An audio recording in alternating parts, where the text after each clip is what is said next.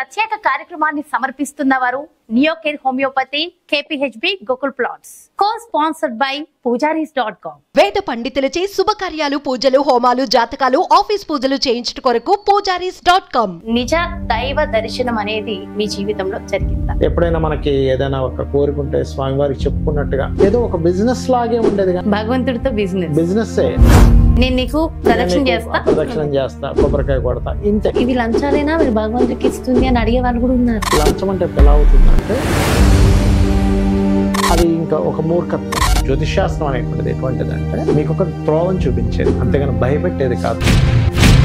నీ జాతకంలో ఇది ఉంది, నువ్వు ఇదైపోతావు, ఇప్పుడు 2 లక్షలు పెట్టి పూజ చేయించుకో. శాస్త్రంలో అలా ఉంది, తప్పదన్నప్పుడు దానికి తగ్గట్టుగా ఎంత తీసుకోవాలి అంత తీసుకోవాలి. కానీ లక్షలు వసూలు చేసేసి అవతల వాళ్ళని ఇబ్బంది పెట్టే ఇదేం దిక్కుమాల జ్యోతిష్యం.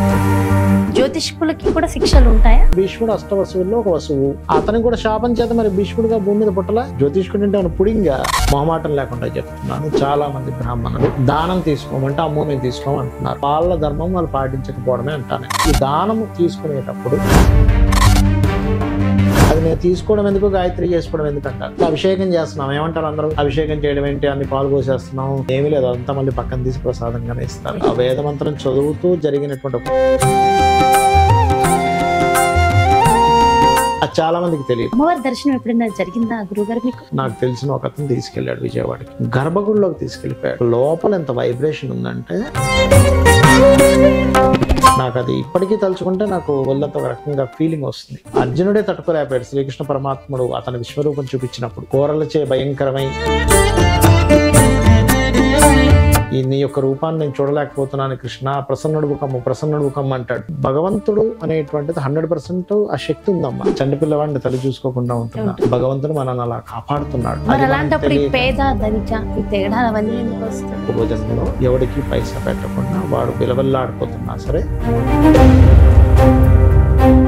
అవసరం లేని వ్యక్తి కూడా సహాయం చేస్తే అది అపాత్రదానం అవుతుంది. దానివల్ల మీకు పుణ్యం రాదు, ఇంకా పాపం చుట్టుకుంటుంది. మీరు విపరీతమైన కష్టాల్లో ఉన్నాడు ఈ చెప్పిన నెలకి 10 to 15 lakhs సంపాదించిన రోజులు చూశాను. 100 రూపాయలు లేక చాలా ఇబ్బంది పడ్డ రోజులు కూడా చూశాను. రామాయణ మహాభారతాలు తీసుకుంటే మహావిష్ణువే మానవ అవతారంలో తిరిగినప్పుడు రాముడుగా ఆయన అరణ్యవాసం చేశాడు. కృష్ణుడుగా సొంత మేనమామే చంపేస్తాడు అనేటువంటి దీంతో ఆయన తీసుకుని వెళ్ళిపోయారు. సాక్షాత్ శిశుపాలను అంతమంది ప్రజల ముందు ఎంత నిందిస్తాడో మనం ఏమాత్రం. నమస్కారం, నేను మీ జాహ్నవి. ఆధ్యాత్మిక పరంగా ఎన్నో పరిహారాలు, ఎన్నో పరిష్కారాలు, ఎంతో పరిజ్ఞానం ఇవన్నీ అందించిన గురువులు మనకున్నారు. మరి ఆ గురువులు అందించిన పరిష్కారం, పరిజ్ఞానం, పరిహారాల వల్ల మన జీవితాలలో ఎంతో మలుపు తిరిగే ఉంటాయి కదా, ఎన్నో మిరాకిల్స్ జరుగుంటాయి కదా. ప్రతి ఒక్క మనిషికి ఎక్కడో ఒక చోట ఒక టర్నింగ్ పాయింట్ ఉంటుంది కదా. మరి అలాంటి పరిహారాలు పొందిన మన జీవితాలలో ఎన్నో టర్నింగ్ పాయింట్స్ ఉన్నాయి.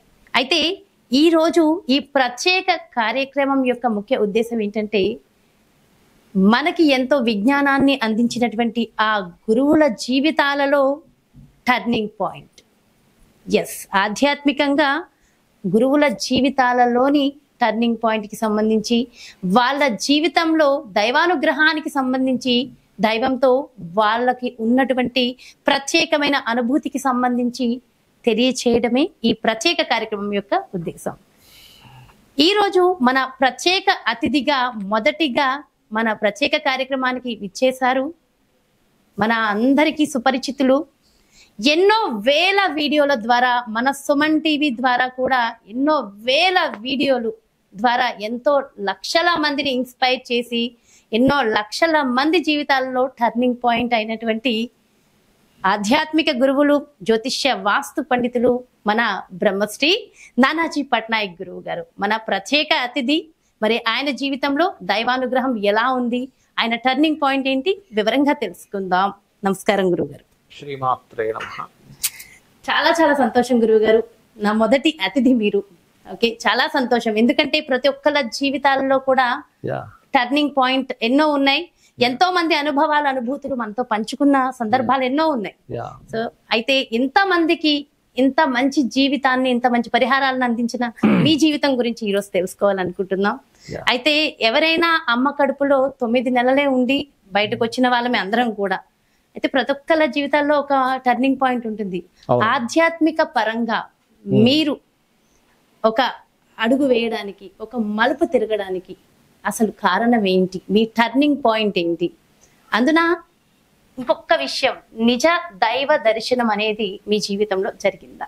తప్పకుండా అమ్మ చెప్తాను. ఇది కొత్త ప్రోగ్రామ్ అంటున్నారు కాబట్టి Yes. ఫస్ట్ ఒకసారి దైవాన్ని ప్రార్థించుకొని ప్రారంభిద్దాం. ఓం మహాగణాధిపతయే నమః. ఓం గురుభ్యో నమః. ఓం శ్రీమాత్రే నమః.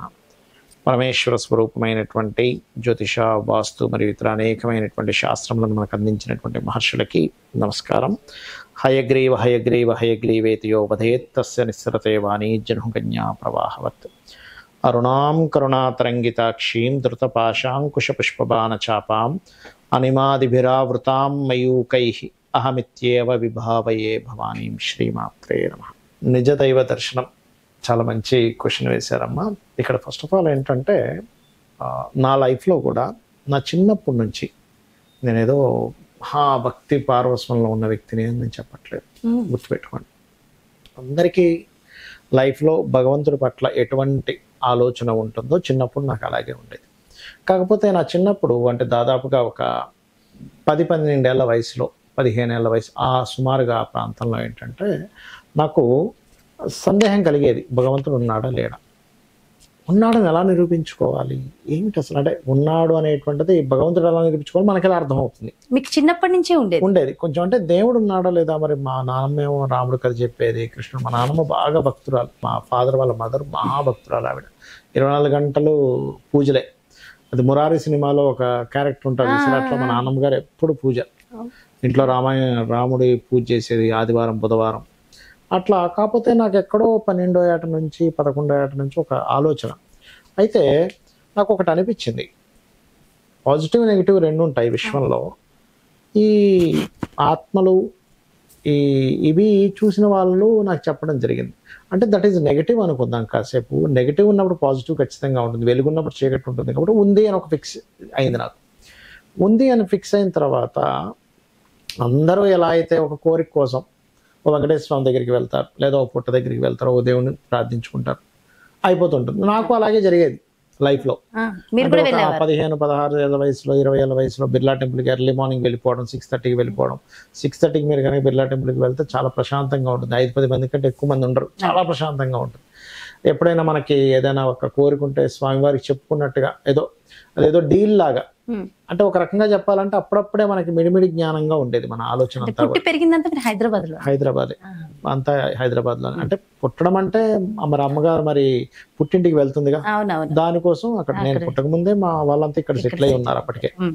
సో దానివల్ల ఏంటంటే ఏదో ఒక బిజినెస్ లాగే ఉండేది, కానీ నాకు అప్పటికి ఇంకా పూర్తి జ్ఞానం లేదు. 15 ఏటకి భగవంతుడితో బిజినెస్ నిజం చెప్పాలంటే, ప్యూర్ గా చెప్పాలంటే నేను నా చిన్నప్పుడు చేసినంత భగవంతుడితో బిజినెస్. అంటే అట్లాగా స్వామి నాకు ఇది ఇవ్వు, అదే నేను నీకు ప్రదక్షిణం చేస్తా, కొబ్బరికాయ కొడతా, ఇంతే. కాకపోతే ఏంటంటే బలమైన నమ్మకం, స్వామి ఉన్నారు, మనం ఒక డీల్ ఏర్పరచుకుంటున్నాము, నాకు భగవంతుడు చేసేస్తున్నాడు అంతే, ప్యూర్లీ. అంతేగాని లోపల నుంచి ఏదో భక్తి పారవస్వం అంతా ఏం లేదు. నాకు ఇది ఎప్పటి నుంచి స్లోగా ఇది మార్పు వస్తూ వచ్చిందంటే, నేను ఎప్పుడైతే ఈ రామాయణము, మహాభారతము, ఇతిహాసాలు, పురాణాలు ఎప్పుడైతే రెగ్యులర్గా వింటూ ఉన్నాను, లలితా సహస్రనామాలకు సంబంధించింది ఎప్పుడైతే అర్థాలు తెలుసుకుంటూ ఉన్నానో, అప్పుడు నా జర్నీ స్లోగా మార్పు వస్తూ, ఒకసారి ఏమైందంటే నాకు ఇంట్లో రామాయణం చాగంటి కోటేశ్వరరావు గారిది పెట్టుకుంటున్నప్పుడు యుద్ధకాండ పెట్టిన ప్రతిసారి పెద్ద గాలి వచ్చి తలుపులు ఇట్లా ఓపెన్ అయ్యేవి. ఇదేమిటి ఒకసారి అంటే నేనేమనుకున్నానంటే ఏదో సరే కామన్గా గాలి వచ్చిందిలే అనుకున్నా. నెక్స్ట్ డే పెడితే మళ్ళీ అలాగే గాలి వచ్చింది.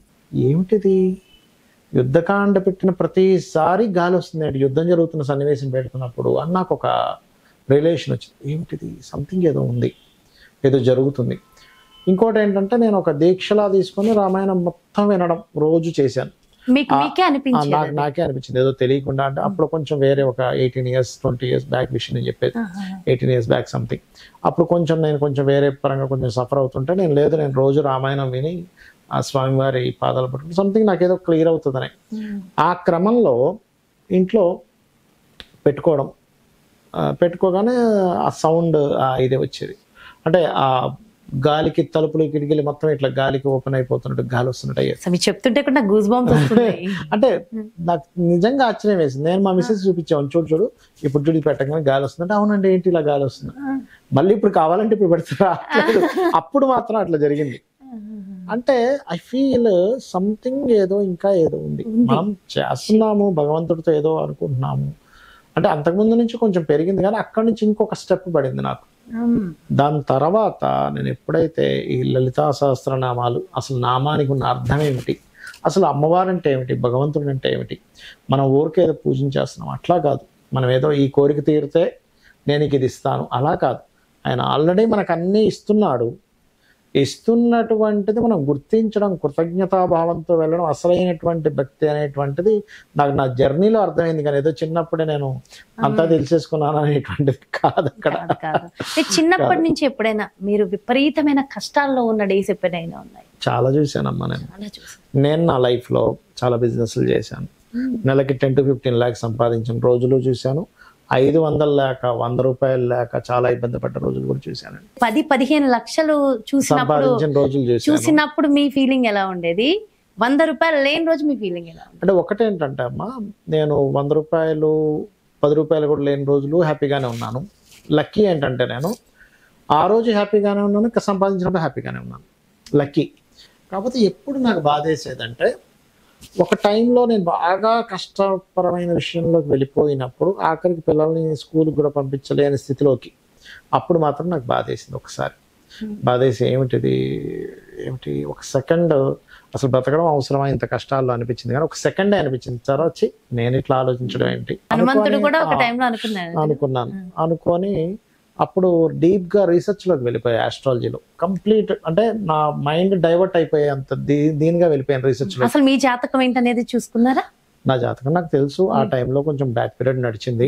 కాకపోతే ఏంటంటే ఇంకా డీప్ రీసెర్చ్ లోకి వెళ్ళిపోతే మనం ఎప్పుడు కూడా ఎలా ఉంటుందంటే అమ్మ, ఒక కష్టం వచ్చినప్పుడు మనం వేరే దాని మీద ఎప్పుడైతే రీసెర్చ్ లోకి విపరీతంగా వెళ్ళామో అప్పుడు మనం ఆ రీసెర్చ్ లో మనకు కలిగేటువంటి అనుభవాలు, కొత్త విషయాలు తెలిసినప్పుడు మనకు ఆనందం కలుగుతుంది, కాన్ఫిడెన్స్ పెరుగుతుంది. అట్లా వెళ్ళిపోయి ఇంకా కంప్లీట్ దీంట్లోకి వెళ్ళడం జరిగింది నేను ఆస్ట్రాలజీలోకి. అయితే నేను ఒకటి మాత్రం నమ్ముతానమ్మా, ప్రతి వ్యక్తికి కష్టం వస్తుంది. ఎందుకంటే రామాయణ మహాభారతాలు తీసుకుంటే ఆ సాక్షాత్ మహావిష్ణువే భూమి మీద అవతారంగా అంటే మానవ అవతారంలో తిరిగినప్పుడు రాముడుగా ఆయన అరణ్యవాసం చేశాడు. పాపం భార్యను ఎత్తుకు వెళ్ళిపోతే ఆయన కూడా పోరాడాడు. అంటే ఆయనకు పోరాటంగా మరి బ్రిడ్జ్ వేసుకొని అంతమందిని సమకూర్చుకొని వెళ్ళడం. కృష్ణుడుగా సొంత మేనమామే చంపేస్తాడు అనేటువంటి దీంతో ఆయన తీసుకొని వెళ్ళిపోయారు, మార్చేశారు అక్కడ. దాని తర్వాత చాలా నిందలు పడ్డాడు ఆ కృష్ణుడు శమంతకమనే విషయంలో. అంటే మనమే మాత్రం నిందలు పడ్డము కృష్ణుడు చేశాడు, కష్టాలు అనుభవించారు. అవునా? శిశుపాలుడు, సాక్షాత్ శిశుపాలుడు అంతమంది ప్రజల ముందు, అంతమంది సభలో ఎంత నిందిస్తాడో మాకు శ్రీకృష్ణ పరమాత్మని పట్టుకొని, మనం ఏమాత్రం అమ్మ. అంటే నాకు అర్థమైన విషయం ఏంటంటే రామాయణ మహాభారతాలు చదివిన తర్వాత, విన్న తర్వాత, ఓహో ఆ భగవంతుడికే భూమి మీదకి వచ్చినప్పుడు ఇలాంటివన్నీ ఎదుర్కోవాల్సి వచ్చింది. మనమే మాత్రం ఈ విశ్వాన్ని మొత్తం సృష్టించినటువంటి ఆ భగవంతుడికే తప్పలేదు. మనం అంటే ఏంటి, ఆయన చేసి చూపించాడు. నేను భూమి మీదకి మానవ రూపంలో వచ్చినప్పుడే నాకే తప్పవు, చుట్టూ ఉండేటువంటి పరిస్థితుల వల్ల మీరేమాత్రం అని మనకు అర్థం అవ్వాలి. ఆయన క్రియేట్ చేసుకోవాలంటే అంతా బాగుండేలా క్రియేట్ చేసుకోగలడు ఆయన, అందరూ మెచ్చుకునేలాగా క్రియేట్ చేసుకోగలడు. ఎందుకంటే ఆయన చేతుల్లో ఉంది. కానీ మనకు అర్థం అవడానికి అలా చేశాడని విషయం, మనిషి జన్మ ఎలా ఉంటుంది అని చెప్పడానికి అట్లా చేసుకున్నాడు. అంటే ఒకటి మాత్రం నాకు నా లైఫ్ జర్నీలో అర్థమైన విషయం ఏంటంటే సుఖము దుఃఖము అనేటువంటివి ఏమి వేరువేరుగా ఉండవు. మనము ఆ లైఫ్లో ఆ జర్నీలో మనకి ఇష్టమైనవి జరిగితే సుఖంగాను, మనకి కష్టమైనవి జరిగితే దుఃఖంగాను ఆలోచిస్తాము. కాకపోతే ఒకటే ఏంటంటే సుఖ దుఃఖాలు లేకుండా అసలు లైఫ్ ఉండదు. అసలు లైఫ్ అనేది అస్సలు ఉండదమ్మా, ఎవ్వరికీ ఉండదు ఈ భూమి మీద. కాకపోతే ఏంటంటే ఈ సుఖము దుఃఖము కాదు, నీవు తప్పితే మరొకటి ఏమీ లేదనేటువంటి భావనలో ఉండాలి. అమ్మ నీ అనుగ్రహం తప్పితే మరొకటి ఏం లేదు. ఇవన్నీ సుఖ దుఃఖాలు. నాకు కడుపు నొప్పి వచ్చింది, నేను దుఃఖం అనుకుంటే అలా డాక్టర్కి మంచిగా కడుపు నొప్పి, ఓ డాక్టర్కి మంచి నా కడుపు నొప్పి, నాకు కష్టమే ఒక డాక్టర్కి ఎలా బతుకుతాడు అనే ఒక థాట్లోకి నా ప్రాసెస్ అనేది ఎప్పుడైతే నేను లలితాసహస్రనామాలు స్టార్ట్ చేశానో అప్పుడు వాట్ ఈజ్ గాడ్ అనే విషయం నాకు క్లారిటీ వచ్చింది. లలితా సహస్రనామాలు, లలిత అమ్మవారు ఒక లలిత ఉపాసకులుగా యా అంటే నిజం చెప్పాలంటే నేను విన్న తర్వాత మీ నుంచి నేను ఎక్కువ అమ్మవారి గురించి విన్నాను. ఓకే, అమ్మవారికి సంబంధించిన పూర్తి విజ్ఞానాన్ని మీరు ఎన్నో అందించి ఉన్నారు. అవునమ్మా అవునమ్మా. అమ్మవారి దర్శనం ఎప్పుడైనా జరిగిందా గురువుగారు మీకు? అమ్మవారి దర్శనం అంటే అమ్మ ఒక్కసారి విజయవాడ వెళ్ళాను. నేను నాకు తెలిసిన ఒక అతను తీసుకెళ్ళాడు విజయవాడకి. ఆయన ప్రతి సంవత్సరం వెళ్తాడు. నన్ను తీసుకెళ్ళి గర్భగుడిలోకి తీసుకెళ్ళిపోయాడు. డైరెక్ట్ లోపలికి తీసుకెళ్ళిపోయినప్పుడు మీరు నమ్మరు, లోపల ఎంత వైబ్రేషన్ ఉందంటే ఒంటి మీద చెయ్యేసి ఏం కావాలని అడిగినట్టుగా ఉంది నాకు. అసలు అక్కడికి వెళ్ళినప్పుడు నాకు అది ఇప్పటికీ తలుచుకుంటే నాకు ఒళ్ళంతా ఒక రకంగా ఫీలింగ్ వస్తుంది ఒకటి. రెండవది ఏంటంటే సార్ నాకు సయాటికా వచ్చినప్పుడు నేను తలుచుకున్నాను అమ్మవారిని, మా మదర్ని తలుచుకున్నాను. అంటే ఏమిటంటే దర్శనం అంటే ఒకటమ్మా, ఒక విషయం గుర్తుపెట్టుకోండి, మనం ఒక చీకట్లో వెళ్తేనే ఎవరైనా గట్టిగా అరుస్తున్నా మనం భయపడిపోతాం. దర్శనము ఎప్పుడు కూడా విశ్వరూపము అర్జునుడే తట్టుకోలేకపోయాడు. శ్రీకృష్ణ పరమాత్ముడు అతని విశ్వరూపం చూపించినప్పుడు కోరలచే భయంకరమై ఈ నీ యొక్క రూపాన్ని నేను చూడలేకపోతున్నాను కృష్ణ, ప్రసన్నుడు ముఖము అంటాడు. అంటే ఏమిటి, అంతటి అర్జునుడే తట్టుకోలేకపోతే మనం నిజంగా అమ్మవారు కనిపిస్తుందమ్మా ఎవరైనా అంటే, ఒకవేళ ఎవరికైనా కనబడ్డా కూడా నేనేమంటానంటే ప్రసన్న రూపంలో కనబడుతుంది, చాలా శాంతి రూపంలో కనబడుతుంది. మనకి ఎప్పుడైనా కనబడ్డా స్వప్న రూపంలో కనబడుతుంది. అదేం పెద్ద విషయం కాదు, అందరికీ కనబడుతుంది. నాకేదో కనబడింది అమ్మవారు, ఏదో వెంకటేశ్వర స్వామి కనబడతాను నేను అన్ను. ఎందుకంటే అందరికీ కనబడుతుందమ్మా, వాళ్ళ యొక్క మహాదశలు బట్టి కనిపిస్తుందని నాకు అర్థమైన తర్వాత. ఏదైనా శుభగ్రహ సంబంధం పంచమంలోనో 12కో సంబంధం వచ్చిందనుకోండి, ఖచ్చితంగా భగవంతుడు స్వప్న రూపంలో కనిపిస్తాడు. ఒక్కొక్కసారి గురు మహర్దశలు లేకపోతే ఏదైనా ఒక మహాదశ నడుస్తుంది అనుకోండి, భగవంతుడు మనుష్య రూపేణ వచ్చి కనిపిస్తాడు. అంటే మనుష్య రూపేణ మనకు హెల్ప్ చేసి వెళ్ళిపోతాడు. అలాగా నేను చాలా మందికి అంటే ఎలా అంటే ఇప్పుడు అక్కడ ఏదో మనకు చేసి వెనక్కి తిరిగి చూస్తే ఆ మనిషి ఉండడు. అలాంటివి చాలా చూసారా, చాలా జరిగాయి. అంటే ఎలా అంటే చిన్న ఎగ్జాంపుల్ చెప్పాలంటే మీకు చెప్తా, లైఫ్లో జరిగినటువంటి సంఘటనలు చాలా సంఘటనలు ఉన్నాయి. అట్లా సంఘటనల్లో ఒకసారి ఏమైందంటే, నేను తిరుపతి కొండ మీద ఉన్నప్పుడు ఏమైందంటే, నేను ఏదో దీంట్లో వెళ్ళిపోతూ ఉన్నా. అట్లా వెళ్ళిపోతూ ఉంటే ఏమైందంటే సడన్గా నేను ఎటు వెళ్తున్నాను ఏంటనేది నాకు అర్థం కాకపోతే వేరే ఫ్రెండ్స్తో వెళ్ళాను. వాళ్ళు ఒకవైపు నేను ఒకవైపు అయిపోయా. ఫోన్ లేదు, ఏమీ లేదు నా దగ్గర. కనీసం వాడు ఎక్కడున్నాడో తెలుసుకుందాం అంటే అప్పట్లో ఇంత ఫోను వాడడం కూడా లేదు, ఇప్పుడున్నంత ఫోన్ లేదు. మీరు నమ్మరు, అంటే నాకు అప్పుడు అంత పెద్ద లోక జ్ఞానం కూడా లేదు. అంటే ఒకవేళ అక్కడ తప్పిపోతే ఎలా వెళ్తాము కూడా నాకు పెద్దగా లేదు, ఆలోచన అంత ఇదిగా లేదు. ఎటు వెళ్తాము ఏంటి, వాళ్ళు ఎక్కడున్నారు, ఎవరైనా అడ్రస్ అడగాలంటే ఎక్కడికి వెళ్ళాలని అడగాలి, అంత ఇది కూడా లేదు. ఒక మనిషి అదేదో ఒక గుండు చేసుకుని నామం పెట్టుకున్నట్టు ఒక మనిషి ఇటు దారి ఇటు అని అట్లా తీసుకెళ్ళిపోయాడు. నాకు ఆ క్షణంలో తీసుకెళ్ళేటప్పుడు అసలు నేను ఆ వెనకాతలు ఎందుకు వెళ్తున్నాను, నాకు అసలు ఎటు వెళ్తున్నాను నాకు అర్థం కాదు. మనకి కొన్ని ఎలా ఉంటాయంటే, నాకు అర్థమవుతున్న విషయం ఏంటంటే, దైవం మనకి దగ్గరగా వచ్చినప్పుడు కానీ, మన కర్మ కొద్దీ ఏదైనా బ్యాడ్ ఎనర్జీ నెగిటివ్ వచ్చినప్పుడు కానీ మనకు ఒక ఆవహించినట్టుగా అవుతుందమ్మా. మనకి సోయి తెలియదు. మీరు చూడండి, ఎప్పుడైనా యాక్సిడెంట్స్ జరుగుతాయి, ఆ యాక్సిడెంట్ జరిగిన క్షణం ఆ వ్యక్తి ఏదో ఒక మైకంలోకి వెళ్ళిపోయినట్టుగా తేరుకుంటాడు సడన్గా. మీరు గమనించండి ఎప్పుడైనా, అరే ఎప్పుడు ఎలా జరిగిపోయింది అనిపిస్తుంది. అలాగే ఒక మిరాకిల్ జరిగేటప్పుడు కూడా అలాగే జరుగుతుంది. మన దగ్గరికి ఒక దైవశక్తి వచ్చినప్పుడు, ఒక నెగటివ్ ఎనర్జీ వచ్చినప్పుడు మనిషి తనను తాను మైమర్చిపోవడమో ఏదో ఒక ట్రాన్స్లోకి వెళ్ళిపోవడమో జరుగుతుంది అనేటువంటి అనుభవం మాత్రం నేను చూశాను. అతను ఎలా అంటే ఇటు అంటే నాకు నమ్మరు, అది కొంచెం సాయంకాలము, కొంచెం చీకటి పడుతున్నటువంటి సమయము. ఆయన వెనకతో వెళ్ళిపోతున్నా, తెర చూస్తే నేను ఎక్కడికి వెళ్ళాలి అక్కడికి చేరిపోయినట్టుగా అయిపోయింది. తెర చూస్తే మళ్ళీ నాకు ఆ మనిషి కనపడలేదు. తిరుమల క్షేత్రంలో వెంకటేశ్వర స్వామి దర్శనం నిజంగా యోగం ఉన్న వాళ్ళకి కలుగుతుందట. యోగం అంటే అక్కడ వెంకటేశ్వర స్వామి అని నేను పక్కగా చెప్పలేను, కానీ శాస్త్రాల్లో చెప్పినటువంటిది ఏంటంటే, ఏ వ్యక్తి అయినా కానీ, అంటే వ్యక్తి అంటే ఇన్ సెన్స్ దేవతలు కావచ్చు, యక్షులు కావచ్చు, గంధర్వులు కావచ్చు, వీళ్ళందరూ కూడా వాళ్ళు తపస్సు చేసుకోవాలంటే మళ్ళీ భూమి మీదకి రావాలి. అలాంటిది శేషాద్రి, ఈ వెంకటేశ్వర స్వామి ఏదైతే ఉందో అట్లాంటి వాటికి వస్తారన్నమాట. వచ్చి అక్కడ తపస్సు చేసుకొని వెళ్తారు. అందుకే ఆ తిరుపతి కొండ మీద మనకి వెళ్ళంగానే ఒక ఫీల్ వస్తుంది, చూసారా మీరు? ఎస్. తిరుపతి కొండ మీదకి మీరు వెళ్ళగానే ఏమనిపిస్తుంది తెలుసా మీకు? అబ్బా అసలు ఎంత బాగుంది అనిపిస్తుంది. ఎందుకు అనిపిస్తుంది అంటే అక్కడ యక్షులు, గంధర్వులు, మహర్షులు తిరగాడుతూ ఉంటారు మీకు. అందుకే ఆ ఫీల్ వస్తుంది అక్కడికి వెళ్ళగానే. మనకు కనిపించకుండా సూక్ష్మ అక్కడ ఏదో ఒక దైవశక్తి. అది నేను వెంకటేశ్వర స్వామిని పక్కగా చెప్పలేను, ఏదో యక్షుడు అని చెప్పలేను, గంధర్వుడు అని చెప్పలేను, ఏ మహర్షు అని చెప్పలేను, ఏ అవధూతనో నేను చెప్పలేను. మనకు కనిపించకుండా అక్కడే ఉంటారు. కనిపించకుండా ఒక శక్తి మాత్రం ఆ టైంలో నేను తోచని స్థితిలోకి వెళ్ళిపోయినప్పుడు నన్ను ఆ రకంగా గైడ్ చేసిందని మాత్రం నేను ఒక అనుభవం మాత్రం నేను చెప్పగలను. అలాంటి అనుభవం నాకు ఫస్ట్ టైం నా లైఫ్లో ఫస్ట్ టైం జరిగింది. అయితే అప్పటికి నేను ఇంకా అంత దైవము అనే దీంట్లో లేను. అప్పటికి నేను రియలైజ్ అవ్వలేదు చెప్పాలంటే. అప్పటికి నేను పెద్దగా రియలైజ్ అవ్వలే.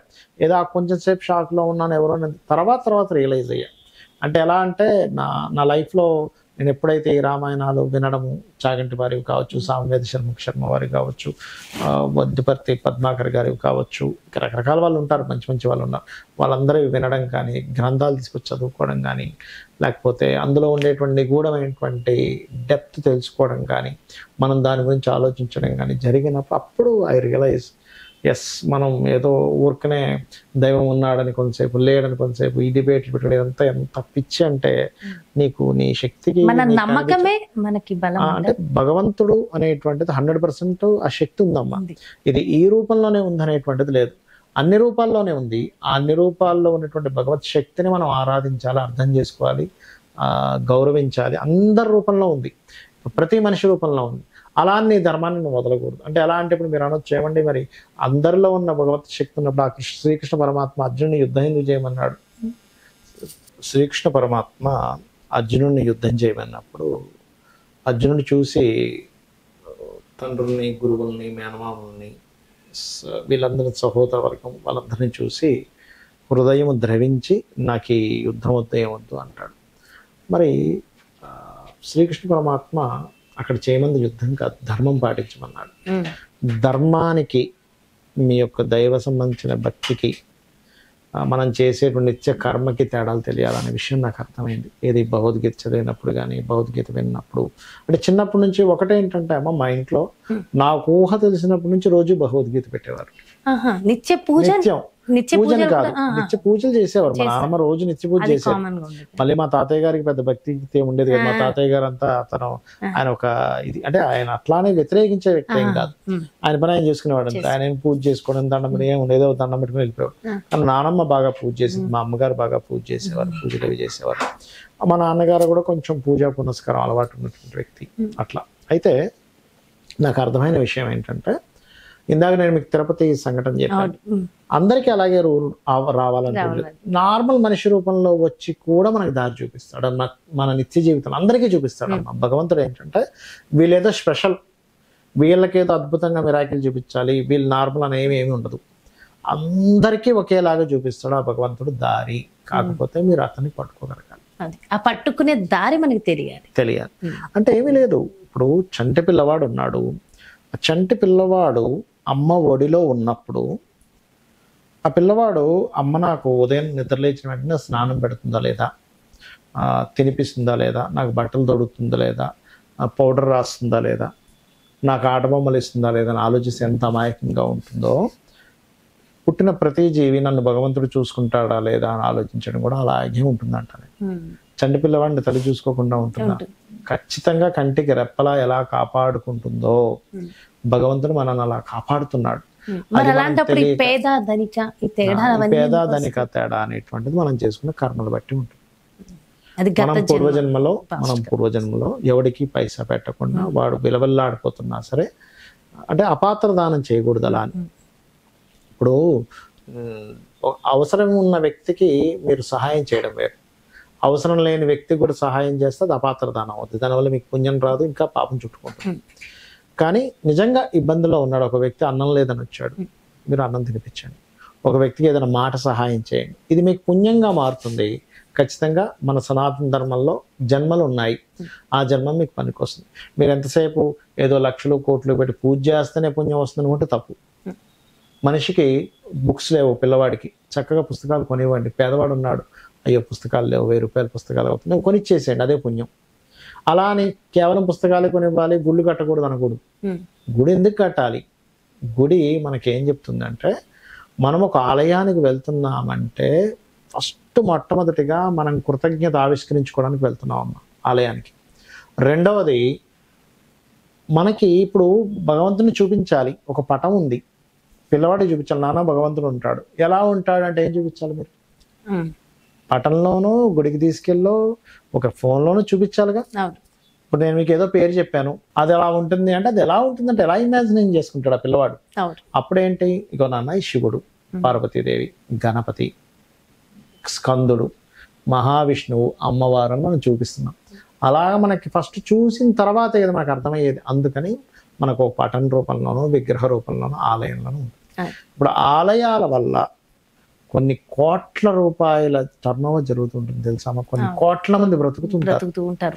చాలా మంది ఏమంటారు, చాలా మంది ఏమంటారు, అయ్యో ఎందుకంటే ఆలయాలు కట్టించడం, అందరికి పనిచేసేవచ్చు కదా అంటారు. మరి ఎవరైనా కానీ ఇక్కడ ఎందుకంటే ఇంత పెద్ద మాల్స్ కడుతున్నారు, పని చేయవచ్చు కదా అని ఎవరైనా అంటారా?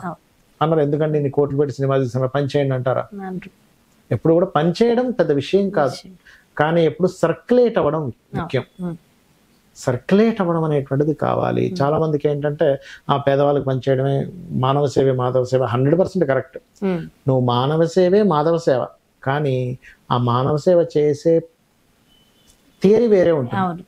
దాని ఇది సిస్టమేటిక్ గా చేయాలి మానవ సేవ కూడా. మానవ సేవ మాధవ సేవ అందరికి చేసుకుంటే వెళ్ళిపోతున్నాం, అందరు సోమరిపోతులు అయిపోతారు. ఇప్పుడు పంచిపెట్టుకుంటూ వెళ్తూ ఉంటే ఇప్పుడు కొండలైనా కరిగిపోతాయి. కొన్ని దేశాలు చూడండి, ఫ్రీగా అన్ని ఇచ్చేస్తున్నారు. ఏంటి పరిస్థితి? నెక్స్ట్ జనరేషన్ ఏముండదు కదా. ఏమిటంటే అభిషేకం చేస్తున్నాం, ఏమంటారు అందరూ, అభిషేకం చేయడం ఏంటి, అన్ని పాలు పోసేస్తున్నాం, అది చేసేస్తున్నాం. ఏమీ లేదు, అదంతా మళ్ళీ పక్కన తీసి ప్రసాదంగానే ఇస్తాం.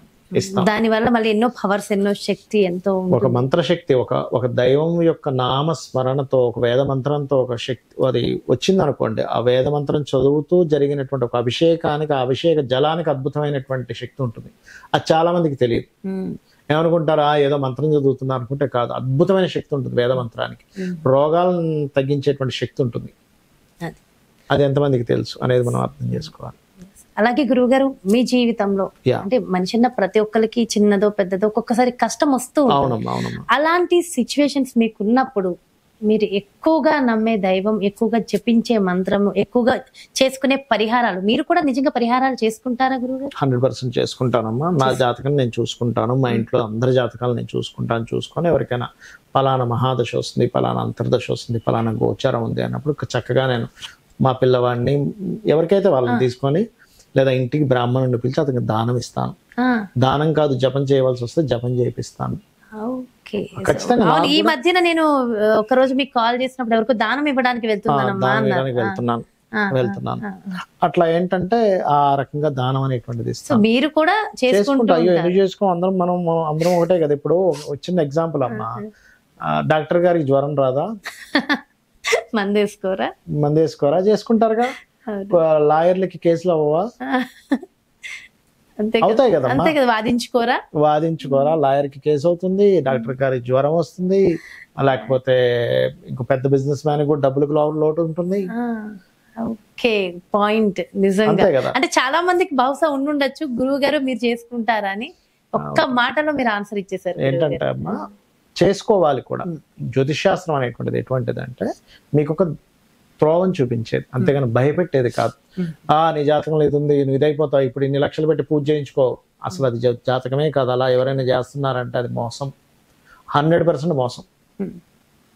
డబ్బులున్నాయి, పెద్ద ఏదో హోమం చేద్దాం అనుకుంటున్నాం, ఆయన పెద్ద కోటీశ్వరుడు, ఆయన చేస్తున్నాడు. అది చేయడం వల్ల కొంతమందికి ఉపాధి కలుగుతుంది, బోల్డ్ డబ్బులు ఆయన చేసుకోమనండి, తప్పేం కాదు.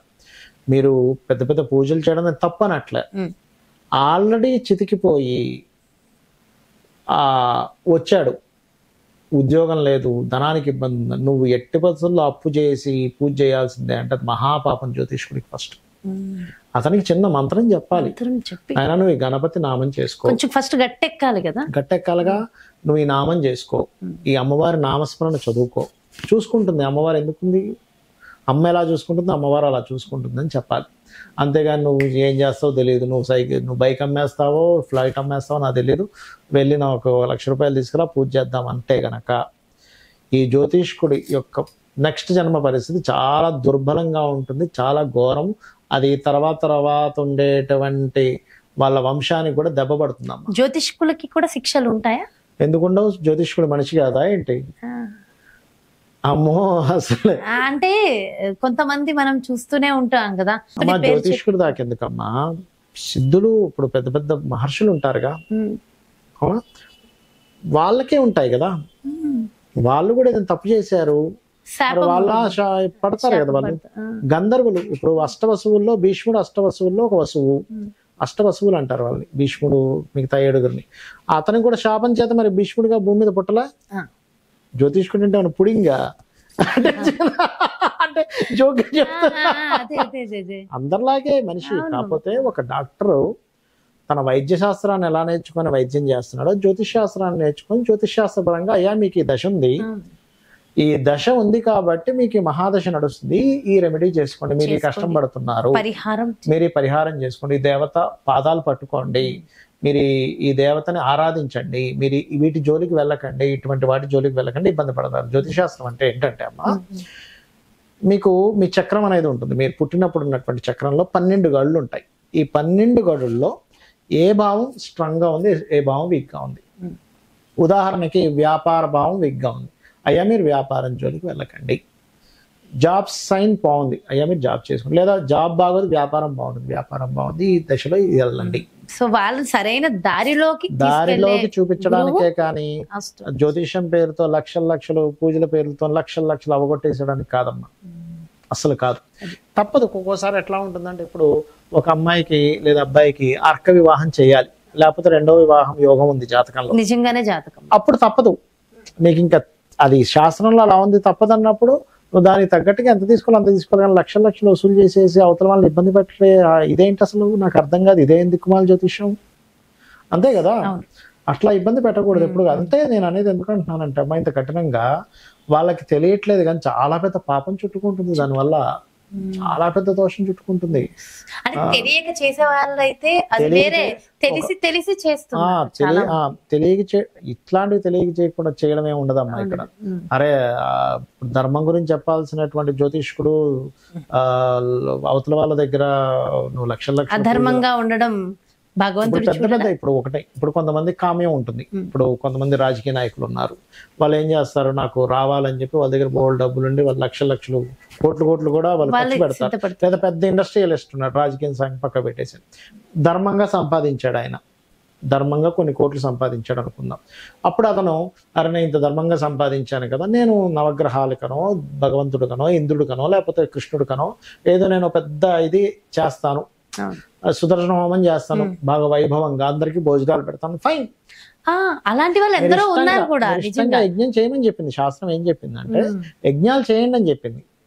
ఎవరు చేయాలి? మీ దగ్గర డబ్బులుండి, మీకు చేసే స్తోమత ఉండి, లేదా మీకు చాలా పెద్ద ప్రాబ్లం ఉండి, మీకు మనీ ఉంటే మీరు చేయండి. అంతేగాని ముందే కుయ్యో ముర్రో అంటున్నాడు ఆ వ్యక్తి, ఊపిరాడక చాలా ఇబ్బంది పడుతున్నాడు, అదేదో మూలిగే నక్క మీద గుమ్మడికాయ పడ్డట్టుగా ఏదో అంటారు చూసారు, తాటికాయ పడ్డట్టుగా అట్లా చేస్తే ఎట్లా అసలు? అది ధర్మం కాదు కదమ్మా. నువ్వు అధర్మ మార్గంలోకి వెళ్ళిపోయినట్టుగా జ్యోతిష్కుడు, నువ్వు ఆల్రెడీ ప్రాబ్లంలో నేను చచ్చిపోతున్నాను దేవుడా అంటే నువ్వు ఆ వ్యక్తి మీద లక్షలు నువ్వు ఖర్చు పెట్టాలి అంటే అది జ్యోతిష్యం అవుతుంది. అది ఏమవుతుందంటే 100% మోసం అవుతుంది. అది మోసం, ఇంకా అందులో ఎటువంటి సంశయం లేదు, 100% మోసం అవుతుంది. మరి అయితే గురువు గారు అసలు ఎవరెవరు పూజలు చేయాలి, ఎవరెవరు హోమాలు చేయాలి, మరి లక్షలు ఖర్చు పెట్టద్దు అని చెప్తున్నారుగా అమ్మా? నిత్య పూజ అందరూ చేయాలమ్మా. నిత్య పూజ ఎందుకు చేయాలంటే మీకు ఈ జన్మని మానవ జన్మనిచ్చి మిమ్మల్ని నిత్యం కంటికి రెప్పలా కాపాడుతున్నందుకు నిత్య పూజ చేయాలి. ఇక్కడ చాలా మందికి సందేహం వస్తుంది, మరి నాకు కష్టం వస్తుంది కదండి. కష్టం రాకపోతే మనిషి ఇంప్రూవ్ అవ్వడు, గుర్తుపెట్టుకున్నాం. ఇప్పుడు సింపుల్ అమ్మా, ఇప్పుడు మీకు కండలు రావాలంటే మీరు జిమ్కి వెళ్ళి కష్టపడట్లేదా? మీ బాడీని సుఖంగా ఉంటే కండలు వస్తాయండి ఎవరినైనా చూపించండి. బాడీని కష్టపడితే కండలు వస్తున్నాయి, మీ బాడీ ఫిట్ అవుతుంది. అలాగే మనిషికి కష్టం వస్తేనే ఫిట్ అవుతుంది. నా అనుభవంతో చెప్తున్నా. నేను జీవితంలో కష్టాలు సుఖాలు పూర్తిగా చూశానని. లైఫ్ ఎంత డౌన్ స్టేజ్కి వెళ్ళాలి అంత డౌన్ స్టేజ్కి వెళ్ళాలి, ఎంత పైకి వెళ్ళాలి అంత పైకి వెళ్ళాలి. లైఫ్లో నేను చాలా చూశాను.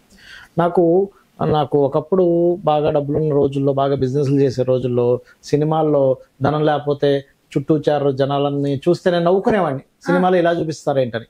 కానీ నేను ఆ స్టేజ్ చూసా. ధనం లేకపోతే చుట్టాలు ఎలా ఉంటారు, ఫ్రెండ్స్ ఎలా ఉంటారు. అంటే మన వాళ్ళు మనల్ని డబ్బుకు చూసి కాకుండా మన వాళ్ళు అనుకునే వాళ్ళే ఫిల్టర్ అయిపోతారు. కొందరే ఉంటారు అప్పుడు రియాలిటీ ఫిల్టర్ అయిపోతారు. అట్లాగే నేనేమంటానంటే మన నిత్య పూజ అందరూ చేయాలి. నీకు కష్టం ఉందా నష్టం ఉందా కాదు, ఇప్పుడు నువ్వు బ్రతుకున్నావు, నువ్వు మనిషిగా పుట్టావు, నిత్య పూజ చేయి. రెండవది, నేను పలానా హోమం చేసుకుంటానండి, కృతజ్ఞతతో చేయను. ఇంకా 4 డబ్బులు ఎక్కువ ఇచ్చాడు నీకు భగవంతుడు. చక్కగా బ్రాహ్మణ్ణి పిలువు, అయ్యా నేను సుదర్శన హోమం చేసుకుందాం అనుకుంటున్నా, నా దగ్గర డబ్బులు ఉన్నాయి, నేను ప్రకృతి కోసం చేస్తున్నా, భగవంతుని ఆరాధించడం కోసం చేస్తున్నా, నలుగురికి భోజనం పెట్టడం కోసం చేస్తున్నా, ఈ ప్రకృతికి అంటే ఈ వర్షాలు కురిపిస్తున్నందుకు వరుణదేవుడికి చేస్తున్నా అనుకోండి, అగ్నిదేవుడికి చేస్తున్నా అనుకోండి, లేకపోతే నవగ్రహాలు చక్కగా నడిపిస్తున్నందుకు నా దగ్గర 4 డబ్బులు ఎక్కువ ఉన్నాయి కాబట్టి చేస్తున్నా అనుకోని చేయండి. మళ్ళీ జన్మ అద్భుతమైన జన్మ రావడం కోసం చేయండి. ఎందుకంటే యజ్ఞం చేయమని చెప్పాడు. యజ్ఞం అంటే కేవలం ఆ హోమం ముందు కూర్చునేదే కాదు, మనం చేసే ఏ ధర్మకార్యమైనా యజ్ఞంతో సమానము అనేటువంటిది మనం అర్థం చేసుకోవాలి మొట్టమొదటిగా. అలాంటి వాళ్ళు చేయాలి. వ్రతాలు ఖచ్చితంగా చేయాలి. వ్రతం పట్టడం అంటే ఏమిటంటే ఒక దీక్ష తీసుకోవడం. నేను ఇలా ఉండాలి, అయ్యప్ప స్వామి దీక్ష తీసుకుంటావు. ఎందుకు తీసుకుంటావు? నీకు ఒక అలవాటు ఉంది, ఏదో సంథింగ్, లేకపోతే నువ్వు బాగా కష్టంలో ఉన్నావు, దీక్ష తీసుకుంటే ఖచ్చితంగా పోతుంది. ఈ అలవాటు 40 రోజులు నీకు వచ్చింది. ఏది? ఉదయం నిద్ర లేచావు, చక్కగా స్నానపానాలు చేసుకున్నావు, ఉదయం సాయంత్రం దీపారాధన చేసుకున్న అలవాటు, అబద్ధం ఆడకుండా ఉంటున్నావు. అబద్ధం ఆడకుండా 40 రోజులు ఉండేసరికి నీకు అర్థమైపోతున్నారే ఎందుకు అబద్ధం ఆడుతున్నా, అవసరమే ఉంది. ఊరికే భయపడ్డాను నేను అబద్ధం ఆడడానికి. చాలా మంది ఏంటంటే అమ్మా భయపడి అబద్ధం ఆడతారు. చాలా మంది అమ్మో ఇప్పుడు ఇది చెప్తే ఏమంటాడో. అప్పుడు ఏమైపోతుంది, 40 days లో ఏమైపోతుంది నీకు, అరే నిజం చెప్తే కూడా ఇంకా బాగున్నాను కదా, హ్యాపీగా ఉన్నాను కదా, ఎందుకు అబద్ధం ఆడాలి, మార్పు వస్తుంది. ఆ రియలైజేషన్ కోసం ఈ 40 రోజులు కూడా ఉట్టి దీక్ష తీసుకోవడం అంటే ఏమిటంటే, దీక్ష తీసుకుని గురువు దగ్గర మనం ఏవైతే మన ధర్మాలకు సంబంధించిన ఉంటాయో అవన్నీ వినాలి. చాలా మంది దీక్షలు తీసుకునేటప్పుడు కూడా ఏంటంటే ప్యాంటు షర్ట్ వేసుకుంటున్నారు, పంచి కట్టుకోవాలమ్మా, పంచి కట్టుకోవాలి. ఎందుకంటే కుట్టిన వస్త్రం కనుక వేసుకుంటే దిగంబరంగా పూజ చేసిన ఫలితం వస్తుంది అంటారు. తెలియక చాలా మంది చేస్తున్నారు, కానీ పంచి కట్టుకోవాలి. నెగిటివ్ దీక్ష తీసుకున్నప్పుడు అయితే పంచి కట్టుకున్నా. నాకు తెలిసింది, అంతకుముందు నాకు తెలియక ప్యాంట్ షర్ట్ వేసుకున్నా. నాకు తెలియని రోజులు, నేనేమి స్టార్టింగ్ నుంచి పంచి కట్టుకున్నా అని చెప్పట్లేదు, నాకు తెలియక కట్టుకున్నా. నేను ప్యాంట్ షర్ట్ వేసుకున్నా, తర్వాత తెలిసాక పంచి మార్చి చేసుకున్నాను. అంటే ఎంతో మందికి ఇలాంటి ఇన్ఫర్మేషన్ నాలెడ్జ్ ని కూడా ఇస్తున్నారు కాబట్టి మీ వీడియోస్ ఫాలో అవుతున్న లక్షల మంది వ్యూవర్స్ కి మాత్రం తెలుసు నిజంగా పద్ధతులు ఏంటి అంటే. ఒకటమ్మా, నేను ఏదో పెద్ద గురువునను, నేను ఏదో పెద్ద జ్ఞానం ఇస్తున్నాను ఎప్పుడు అనుకోవట్లేదు. ఎందుకంటే భగవంతుడు మనకు ఒక డ్యూటీ అప్పచెప్పాడు, అది నాకు ఇచ్చాడు అవకాశం. అమ్మవారు నాకు ఈ అవకాశం ఇచ్చిందని కృతజ్ఞత చెప్పుకుంటాము. కానీ ఎంతో మంది వాళ్ళ రెస్పాన్స్, వాళ్ళ కమెంట్స్ మాకు మెసేజ్లు చేస్తూ ఉన్నప్పుడు నా ఆనందాన్ని అయితే వర్ణించలేము గురువు గారిని. ఆనందం వేస్తుంది, చాలా ఆనందం వేస్తుంది. వాళ్ళకి మంచి జరిగింది అని చెప్పినప్పుడు ఖచ్చితంగా ఆనందం వేస్తుంది. అంటే ఎలా ఆనందం వేస్తుంది అంటే, అమ్మవారి శక్తి ఇంత గొప్పగా పనిచేస్తుంది అని ఆనందం వేస్తుంది. మనం ఏదో చెప్పాము కాబట్టి అయిందని కాదు, భగవంతుడి శక్తి చక్కగా పనిచేస్తుందా. ఎంతమంది అమ్మా మీరు నమ్మరు, నాకు రోజుకి ఎంతో మంది, చాలా మంది మెసేజ్లు చేస్తుంటారు, ఫోన్ చేసి చెప్తుంటారు, గురుగారు మీరు ఈ మంత్రం చెప్పారండి, మాకు అమ్మవారి మంత్రం భలే పనిచేసింది. ఫస్ట్ పాయింట్ అయితే చెప్పింది ఏం చెప్పమంటారా మీకు? మనశ్శాంతిగా ఉందండి అంటారు ఫస్ట్. అది ప్రశాంతంగా ఉన్నానండి, నాకు డబ్బులు సంగతి పక్కన పెడితే ప్రశాంతంగా ఉన్నా అంటారు. ఇంకొంతమంది ఏమంటారు, నాకు ఫ్లో పెరిగిందండి, మనీ ఫ్లో పెరిగిందండి అంటారు. ఇంకొంతమంది ఏమంటారంటే నాకు చికాకులు తగ్గాయి అంటారు, భార్యాభర్తల మధ్యన గొడవ మేము విడిపోతాం అనుకున్నది విడిపోలేదండి అంటారు. అంటే నేనేమంటానంటే, మీరు అక్కడ ఏం చేశారంటే అమ్మవారిని నమ్ముకొని మీరు ఎప్పుడైతే దాని మీద కాన్సన్ట్రేషన్ చేశారో, నేను ఈ ధన సంబంధించిన ఎందుకు సంపాదించలేకపోతున్నానని మీ సబ్ కాన్షియస్ మైండ్ పనిచేయడం స్టార్ట్ అయింది. మీకు వస్తుంది అని ఒక నమ్మకం కలిగింది. చుట్టూ ఉన్న ప్రకృతి, చుట్టూ ఉన్న మనుషులు, చుట్టూ ఉన్నటువంటి క్లయింట్స్, చుట్టూ ఉన్న వారే భగవత్ స్వరూపం అని అర్థమైంది మీకు. అయితే గురువుగారు, వాస్తు అన్నది వాస్తవం అని, వాస్తుకి సంబంధించిన ఎంతో అవగాహనని మా అందరికీ కూడా కల్పించారు. ఎన్నో రియాలిటీ షోస్ చేశారు, దానికి సంబంధించి లైవ్ లో చూపించారు. ఎంతో మంది ఇళ్ళకి విజిట్ చేసి వాళ్ళకి సంబంధించి ఇన్ఫర్మేషన్ కూడా ఇచ్చారు. అయితే ఇంతలా మీరు ఇంత చూసిన వాస్తు నిజంగా ఇలా అడుగుతుందని మరోలా అనుకోద్దు. అస్సలు అనుకో. మీ ఇంటికి వాస్తుందా? 100% ఉంది. 100%, 90% ఉంది. 10% అంటే నేను కట్టుకుంది కాదు కదా. నేను కట్టుకున్న ఇంటికి ఖచ్చితంగా 100% ఉంటుంది. అది అపార్ట్మెంట్ లోది కాబట్టి ఆల్రెడీ ఉన్నది సెకండ్ హ్యాండ్. వాస్తు నిజంగా మీరు నమ్ముతారా గురుగారు? 100% నమ్ముతాను. నేను ఆ ఇంటికి, మీరు నమ్మరు, ఇప్పుడు నేను ఉంటున్న ఇంటికి లిఫ్ట్ ఉండదమ్మా. 4 floors, 4th floor లో నేను ఉంటాను, లిఫ్ట్ ఉండదు. నేను ఆ ఇంటికి 12 ఏళ్ల క్రితం వెళ్ళా. 12 ఏళ్ల క్రితం ఆ ఇంటికి వెళ్ళినప్పుడు చూస్తే ఆ ఇంటి రోడ్డు దగ్గర ఒక చిన్న మోరీ ఉంది. అబ్బాయి మోరీ ఉంది, ఇంటికి ఎందుకు వెళ్తామని అనుకున్నా. కానీ ఎందుకో చూద్దాంలే, పైకి వెళ్ళి చూద్దాం, ఓనర్ ఉన్నాడు కదా, పైకి వెళ్ళాలి. పైకి వెళ్ళి చూస్తే వాస్తు అద్భుతంగా ఉంది. అరే ఇంత బాగుంది వాస్తు, లిఫ్ట్ లేకపోతే లేకపోయింది, వాస్తు బాగుంది అని తీసేసుకున్నాను. మీరు నమ్మరు, ఆ ఇంటికి వెళ్ళినప్పటి నుంచి నాకు చాలా బాగుంది. చాలా బాగుంది. 12 సంవత్సరాల నుంచి అదే ఇంట్లో ఉంటున్నాను. ఆ ఇల్లు కొనుక్కున్నాను కూడా, ఓనర్ అమ్మేస్తానంటే కొనుక్కున్నాను కూడా నేను తర్వాత. ఆ ఇల్లు వల్ల నాకు బాగా కలిసి వచ్చింది. ఒకటే ఏంటంటే, నా ఇల్లు అని కాదమ్మా, ఎవరైనా సరే ఇల్లు కనుక బాగుంటే చాలా మటుకు మీకు సపోర్ట్ అవుతుంది, నేను నమ్మకంగా చెప్తున్న విషయం. అంటే జాతకం ఎలా ఉన్నా వాస్తు బాగుంటే కొంత మీకు సపోర్ట్ లభిస్తుంది. కానీ జాతకం ఈజ్ మోస్ట్ ఇంపార్టెంట్. జాతకం మనం పూర్వజన్మ కర్మ, వాస్తు అనేది మీకు సపోర్ట్ చేసే ఇది. అదే జాతకం బాగున్నప్పుడే సరైన వాస్తు ఉన్న ఇంట్లో ఉంటాము అంటారు. 100% వాస్తున్న ఇంట్లోకి వెళ్తాము బాగున్నప్పుడు. అయితే నాకు అర్థమైన విషయం ఏంటంటే, ఆ ఇంటికి నేను ఎప్పుడైతే వెళ్ళానో అంతకు ముందు వరకు నాకు ఎప్పటికప్పుడు వెతుక్కునేలా ఉండేది నా పరిస్థితి. అంటే ఈ నెల రెంట్ కట్టేసామా, స్కూల్ ఫీజులు అయిపోయాయా, ఈ నెల సరుకులు తెచ్చేసుకున్నామా, అమ్మయ్యా అని అనుకునేది. కాస్త ఆ ఇంటికి వెళ్ళాక నాకు డబ్బులు లేట్లేదు. 12 ఏళ్ళ నుంచి కూడా, 12 years నుంచి కూడా నాకు పుష్కలంగా. అంటే ఏంటంటే, నాకు వెతుక్కోవడం, ఏదో ఫీజులు కట్టాలని భయపడడం, అమ్మో నెల వస్తుంది రెంట్ ఎలా కట్టాలని భయపడడం, ఇట్లాంటివి లేవు మా ఇంటికి వెళ్ళాక. అంటే ఒక రకంగా చెప్పాలంటే అన్నీ కలిసి వచ్చే దశ మారింది. అమ్మవారు ఏంటో అర్థమైంది, భగవత్ శక్తి అంటే ఏంటో అర్థమైంది. ఆ భగవంతుడు అనుగ్రహం కొద్ది గొప్ప మన మీద ఉంది, అందరితో పాటు. నాకేదో ఉందని చెప్పడం, అందరి మీద ఉంటుంది. కాకపోతే నాకు అందరి మీద ఉందనే విషయం నాకు అర్థమైంది. అంటే అంతకుముందు చాలా ఇల్లులు మారుదామని ప్రయత్నం చేశాను, కానీ వాస్తు బాగాలేవు, ఉండేవి, దొరికేవి కాదు. మీరు వాస్తు ఖచ్చితంగా చూస్తాను కదా, ఎంత మనం ట్రై చేసినా ఏదో ఒక దోషం ఉండేది. దానికి తగ్గట్టుగా ఇంట్లో నిత్య దేవతారాధన చేస్తుంటాం కాబట్టి పెద్ద ఎఫెక్ట్ ఉండేది కాదు. కానీ ఎప్పుడైతే వాస్తు బాగుంటుందో ఆటోమేటిక్ గా మన ప్రయత్నం కూడా ఫలిస్తుందమ్మా. అయితే ఇలా వాస్తు బాగుండి బాగా కలిసి వచ్చిన ఇల్లు మనకున్నప్పుడు దాన్ని వేరే ఇల్లు కట్టుకుని మనం ఖాళీ చేసి వెళ్ళొచ్చంటారా, అదే ఇంట్లో ఉండాలంటారా? వేరే ఇంట్లో కట్టుకునేటప్పుడు మంచిగా కట్టుకోవాలి. ఇంకా వాస్తు చూసుకుని వెళ్ళొచ్చు, అక్కడే ఉండాలనేం లేదు. కాకపోతే మీకు బాగా కలిసి వచ్చినప్పుడు అది విడిచిపెట్టకుండా ఉండండి. మాక్సిమం ఎవరైనా ఒకరు ఉండేలా చూసుకోండి. అక్కడ ఏమవుద్దంటే, చాలా మంది తెలియదు ఆ ఇల్లు ఖాళీగా ఉంచేస్తారు. చాలా మంది ఏం చేస్తారంటే, అమ్మో మాకు బాగా కలిసి వచ్చిన ఇల్లు అండి, మేము ఎవరికి ఇవ్వమని ఖాళీగా ఉంచుతారు. అలా ఉంచకూడదు, నెగిటివ్ ఎనర్జీ ఫామ్ అవుతుంది. దాంట్లో ఎప్పుడు ఎవరో ఒక ఫ్యామిలీ ఉండేలా చూసుకోవాలి, రెంట్కి అని ఇవ్వాలి. చాలా మంది ఏం చేస్తారు, అమ్మ ఇది నాకు బాగా కలిసి వచ్చింది, రెంట్కి ఇవ్వను, ఇట్లాగే ఉంచుకుంటా అంటారు. కొంతమంది అయితే నేను చూసా, రోజు ఒకసారి పోయేసి వస్తారు అక్కడికి. అంటే అది సింగిల్ బెడ్రూమ్ ఏదో ఉంటది, ఫ్యామిలీ పెద్ద అవుతుంది, పిల్లలు పెద్ద అవుతారు, సింగిల్ బెడ్రూమ్ సరిపోదు. కానీ ఆ ఇంటికి వెళ్ళి కలిసి వస్తుంది కొంతమందికి. వాళ్ళు ఏం చేస్తారు, బాగా డబ్బులు వచ్చాక డూప్లెక్స్ కట్టుకున్నాక, అమ్మ నేను ఇంటికి ఎవరికి ఎవరైనా రోజు వేసి వస్తారు. అట్లాంటి వాళ్ళు నేను చాలా మందిని చూసా. అంత భయపడాల్సిన పని ఏం లేదు.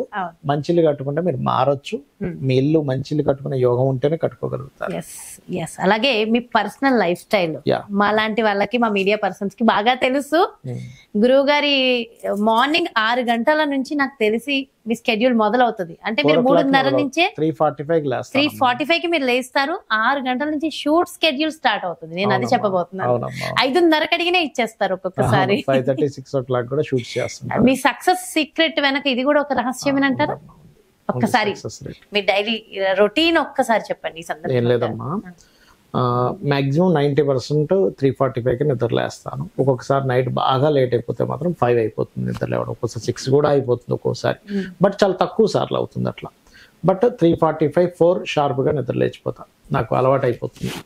సో ఉదయం నిద్ర లేచిన తర్వాత 1 గంట సేపు ధ్యానం చేసుకుంటాను. అంటే కూర్చొని ఫస్ట్ ధ్యానం అంటే నాలికని పైకి పెట్టుకొని ఒక మంత్రం, అమ్మవారికి సంబంధించిన మంత్రం ఏదైనా తీసుకొని శ్వాస మీద ధ్యాస పెడుతూ చేస్తాను. మీరు రెగ్యులర్ గా రెమెడీస్ లో ఒక భాగంగా ఇది చెప్తూ ఉంటారు. చేస్తాను, మన వ్యూస్ అందరి కోసం చేస్తాను. శ్వాస మీద ధ్యాస పెట్టి చేస్తాను. దాని తర్వాత 5 to 6 స్నానపానము చేసుకోవడము, కొంచెం పూజాది కార్యక్రమాలు అయిపోతాయి. ఇక 6-6:30 నుంచి షూట్స్ అనో లేకపోతే ఏదైనా USA కాల్స్ ఏదైనా ఉంటే అవి చేసుకోవడం చేస్తాను. ఈ క్రమంలో మధ్యలో ఒకసారి ఏం చేస్తానంటే, బిల్డింగ్ పైకి ఎక్కి కొంచెం వాకింగ్ లాగా, సూర్యకిరణాలు వచ్చేలాగా, డి విటమిన్ రావాలి కదా మనకి. సేపు మనం ఇక్కడే తిరుగుతూ ఉంటాం, ఇంట్లో ఉంటాం లేకపోతే స్టూడియోలో ఉంటాం, ఎక్కడ తిరుగుతుంటాం, సూర్యకిరణాలు మనకు పడట్లే. ఈ మధ్య కొంచెం బిల్డింగ్ పైకి ఎక్కి తిరగడం చేస్తున్నాయి ఈ మధ్య కాలంలో.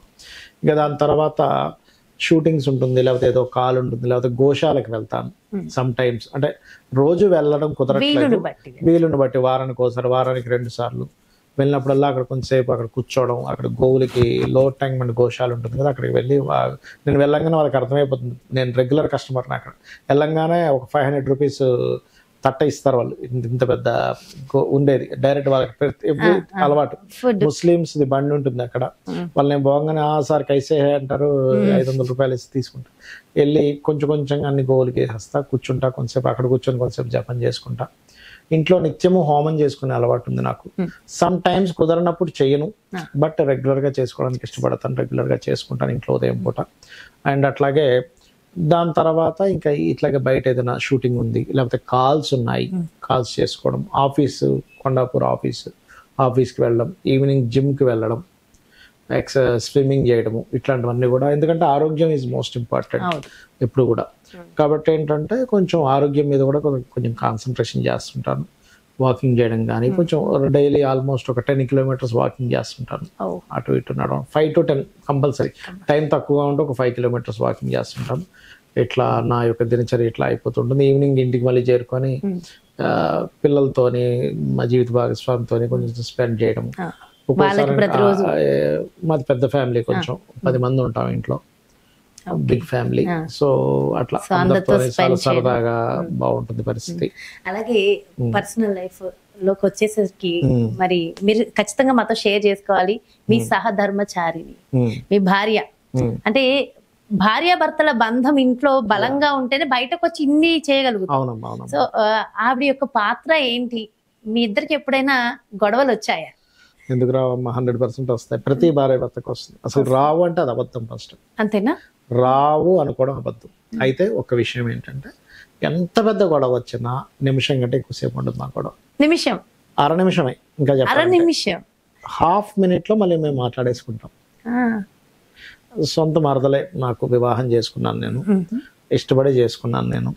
ఆవిడ నన్ను ఇష్టపడే చేసుకుంది, నేను ఆవిడని ఇష్టపడే చేసుకున్నాను. సహధర్మచారిని అక్కడే మొదలైపోయింది. మామ కూతురే ఆవిడ. అట్లా ఏంటంటే ఒక రకంగా చెప్పాలంటే మా మదర్ తర్వాత మదర్ లాగా అంత చూసుకుంది మా భార్య. నాకు చెప్తుంటే నాకు ఆనందం. అవును అవును, నాకు పర్సనల్ గా కూడా తెలుసు. ఎందుకంటే ఆవిడ నన్ను అనుక్షణం కనిపెట్టుకుని ఉంటుంటది. అంటే అట్లాగా కొంచెం, అంటే ఇప్పుడు నేను ఎగ్జాంపుల్ హాల్లో కూర్చొని ఏదో ఫోన్ మాట్లాడుతున్నాను, కొంచెం దగ్గు వచ్చినట్టు వెంటనే వాటర్ తీసుకొచ్చేస్తుంది. ఇది ఉండాలి కదా, కేరింగ్ ఉండాలి కదా. అట్లాగే నేను ఏకాదశి ఉపవాసం ఉంటా. యాక్చువల్గా ఉపవాసం ఉంటే అంటే చూడండి, అంటే ఒక తల్లిలాగా ఎందుకు చూసుకుంటుందని చెప్తున్నాను నేను మీకు. ఏం పర్లేదు, ఈ పళ్ళు తినండి, ఈ అరటిపళ్ళు తినండి అంటే తల్లికే ఆ ఫీలింగ్ ఉంటుంది. అంటే అట్లాగా ఏదో ఒకటి తినిపించాలని ఉంటుంది. అట్లా ఏంటంటే మా మదర్ అట్లా చూసుకునేది నన్ను బాగా. మా మదర్ అయితే మీరు నమ్మరమ్మా, ఇంటికి ఎవరైనా వస్తే ఇంత అన్నం పెట్టేది. అమ్మో ఇంత ఏంటంటే ఏం కాదు తినండి అంటే. మాకు కూడా మేము అన్నం తినేటప్పుడు పొరపాటున తింటే ఎటో దిక్కులు అలా చూసాం, టక్కన తీసుకొచ్చి అన్నం ఇస్తాం. అంటే ఏమిటి, వీడు వేసుకోమంటే వేసుకోడు కాబట్టి వీడు 4 ముద్దలు ఎక్కువ తినాలి కాబట్టి వేసేది. అంతలాగా ఇప్పుడు అంతలాగా. దాని తర్వాత ఐఎమ్ వెరీ లక్కీ. అంటే మా భార్య నిజంగా అంటే నాకు అంటే కొన్ని విషయాలు నేనేమంటానంటే అమ్మ, కొన్ని విషయాలు మ్యాచ్ అవ్వవు అందరికీ కూడా. ఇప్పుడు నా మైండ్ సెట్ 100% మా భార్యతో మ్యాచ్ అవ్వాలని రూల్ లేదు. ఎందుకంటే నేను పెరిగిన వాతావరణము, నేను చూసిన లైఫ్ వేరు. చాలా మంది ఏమనుకుంటారంటే భార్యతో మైండ్ సెట్ మ్యాచ్ అయిపోవాలంటారు. అవ్వాలని రూల్ లేదమ్మా. ఇప్పుడు నాకున్న mind set mind set complete different గా ఉంటుంది. విషయం గుర్తుపెట్టుకోండి, నా మైండ్ సెట్ ఆవిడ మైండ్ సెట్ కంప్లీట్ డిఫరెంట్ అమ్మా. అసలు నా మైండ్ సెట్ ఆవిడ మైండ్ సెట్ సెట్ అవుతుంది. కానీ ప్రేమ ఉంది, ప్రేమ అదొక్కటి చాలు. ఆవిడ నా మీద చూపించే కేర్. ఉదయం నేను ఇవాళ 6:30 కల్లా షూటింగ్ వెళ్ళిపోతానంటే ఆవిడ నాతో 5 o'clock 4 o'clock లెగిసిపోయి నాకు 6:30 కల్లా రెడీ చేసి పెట్టేస్తుంది. అంతకంటే ఏం కావాలి. అది అంత కేర్గా చూసుకుంటున్నప్పుడు ఈ చిన్న గొడవలు వస్తాయి. ఎప్పుడు వస్తాయి గొడవలు కూడా? దేనికి వస్తాయి అంటే, మా ఇంట్లో యాక్చువల్గా అంటే వేరే టీం కూడా ఉంటారు, నా ఫోన్ కాల్ చూసేవాళ్ళు. అప్పుడప్పుడు మా మిస్సెస్ కూడా చూసుకుంటున్నప్పుడు ఎప్పుడైనా కానీ ఎవరికైనా క్లయింట్కి మెసేజెస్ లేట్ అయితే, ఒక్కోసారి వాళ్ళు మెసేజ్ పెడతారు. ఒక్కోసారి వీళ్ళు ఏదో పనిలో ఉండి చూడరు, ఒక్కోసారి హాఫ్ డే 1 డే పట్టేస్తుంది ఒక్కోసారి.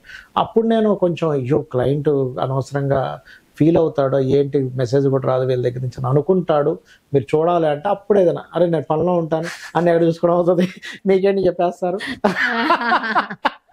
అనేటువంటి చిన్న చిన్న జరుగుతుంటారు అనమాట అట్లా. అంతేగాని ఎక్కడా కూడా నేను వేరే వేరే ఏ విషయాల్లో అంటే ఆవిడ ఏంటంటే ఇప్పటి వరకు నన్ను ఒక నగ కొనమన్నది లేదు, నా పేరు మీద అది కొనాలి ఇది కొనాలి, నాకు చీరలు కొనాలి అవి కొనాలి ఇవి కొనాలి అని అడిగింది లేదు. నేనెప్పుడు కొంతమ కోరికల్లాగా నేను అల్లుండి కదా మీ నాన్న అది పెట్టమని ఇది పెట్టమని అడిగింది. ఇంకా చెప్పాలంటే 1 రూపీ కూడా నేను అంటే నాకు ఫస్ట్ నుంచి కూడా నాకు ఒక ఏజ్ వచ్చినప్పటి నుంచి 20 ఏళ్ళ వయసు వచ్చినప్పటి నుంచి కూడా కట్నం తీసుకోవడం మహా దోషంగా ఫీల్ అయ్యింది వాడిని.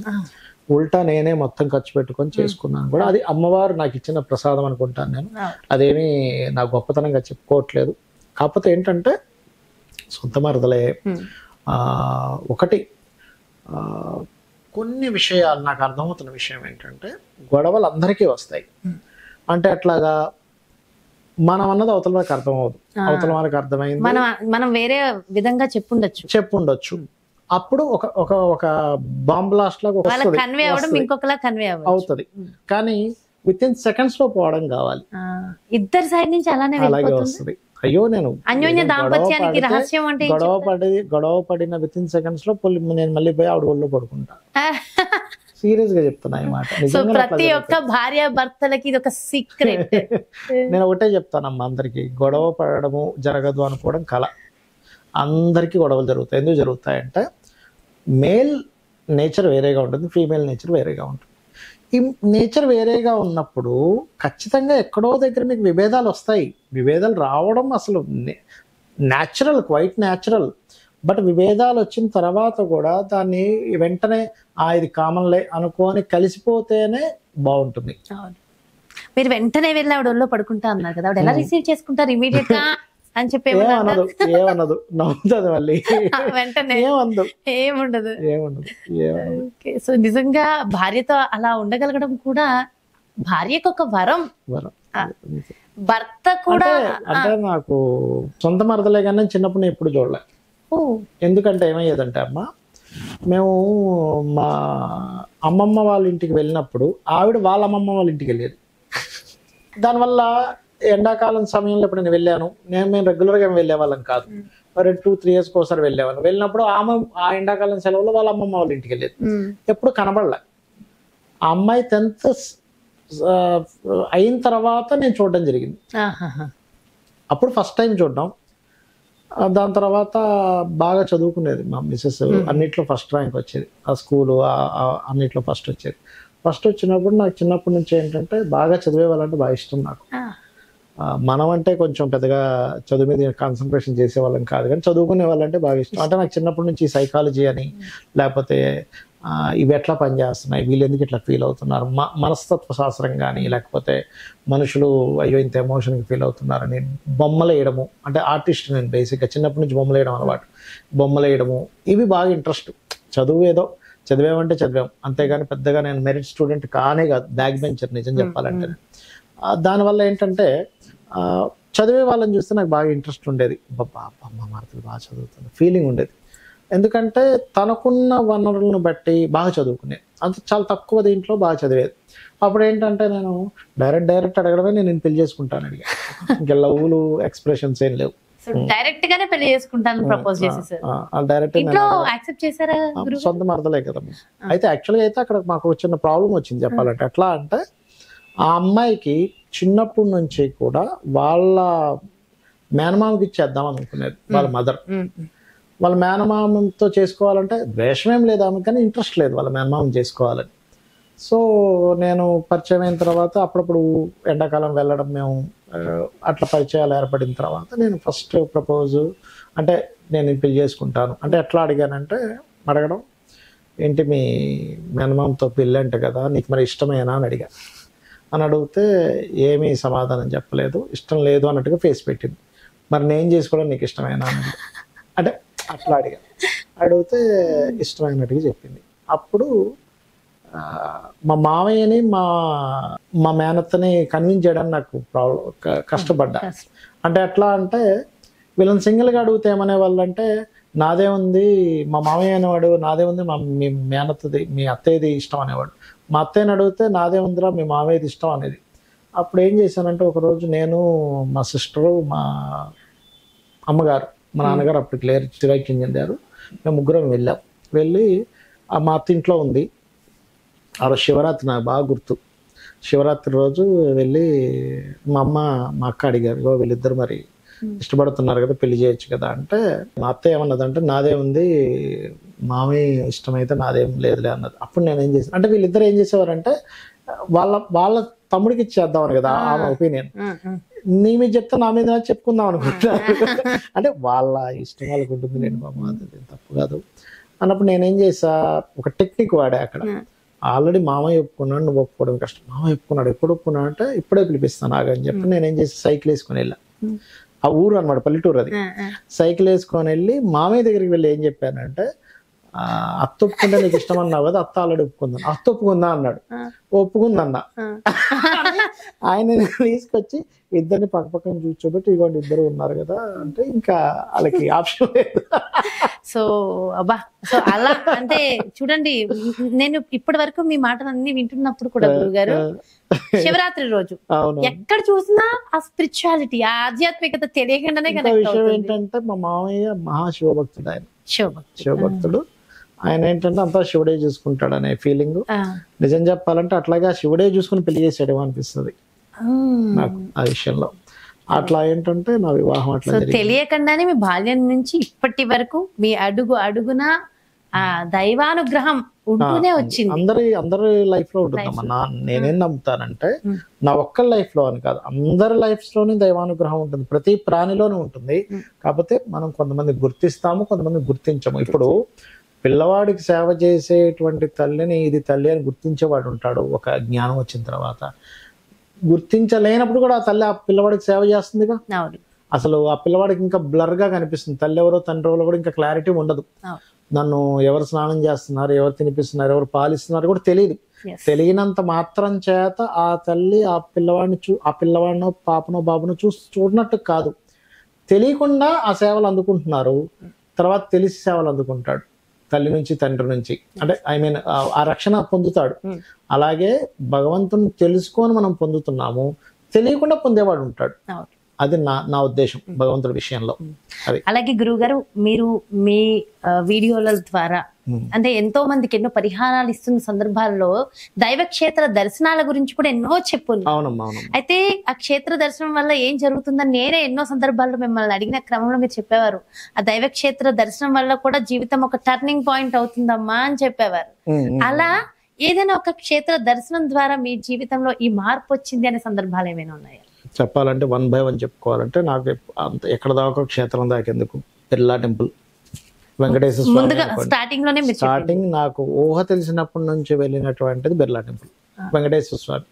నేను చెప్పాగా ఇందాక మీకు స్టార్టింగ్ లో అదేదో బిజినెస్ లాగా ఉండేది. అప్పుడప్పుడు మిడిమిడి జ్ఞానం కదా, ఏదో నాకు ఇది నాకు ఇది ఇవ్వు నేను కొబ్బరికాయ కొంటా అంటే అప్పుడుండే జ్ఞానం అంతే ఉంటుంది ఎవరికైనా, నాకనే కాదు అందరికీ అలాగే ఉంటుందమ్మా. స్టార్టింగ్ స్టేజ్ మనం భగవంతుని తెలుసుకుంటూ వెళ్తున్నప్పుడు అది వేరే ఉంటుంది. దాని తర్వాత తిరుపతికి వెళ్తున్నప్పుడు కొన్ని అరే ఇక్కడ ఎందుకు ఇలా ఉంది, ఆ ఫీల్ ఎందుకు అట్లా జరుగుతుందని, విజయవాడ అమ్మవారి టెంపుల్కి వెళ్ళినప్పుడు, ఆంజనేయ స్వామి దీక్ష తీసుకున్నప్పుడు ఒకసారి కొండగట్టు వెళ్ళాను. మీకు ఈ విషయం కూడా చెప్పాలి.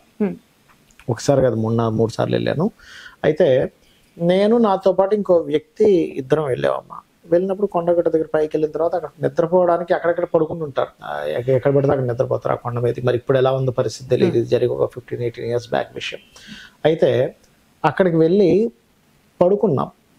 ఇక్కడ ఆంజనేయ స్వామి ఏదో రూపంలో దర్శనం ఇస్తారట అని విన్నా. అక్కడ నేనేమన్నానంటే నాతో వచ్చిన వ్యక్తికి, మనకి మధ్యరాత్రిలో ఆంజనేయ స్వామి కోతి రూపంలో వచ్చిస్తారేమో అని పడుకున్నాం. మీరు నమ్మరు, సరిగ్గా 11-12 ప్రాంతంలో నిజంగానే కోతి వచ్చి అక్కడికి వచ్చి ఇట్లా కూర్చుంది.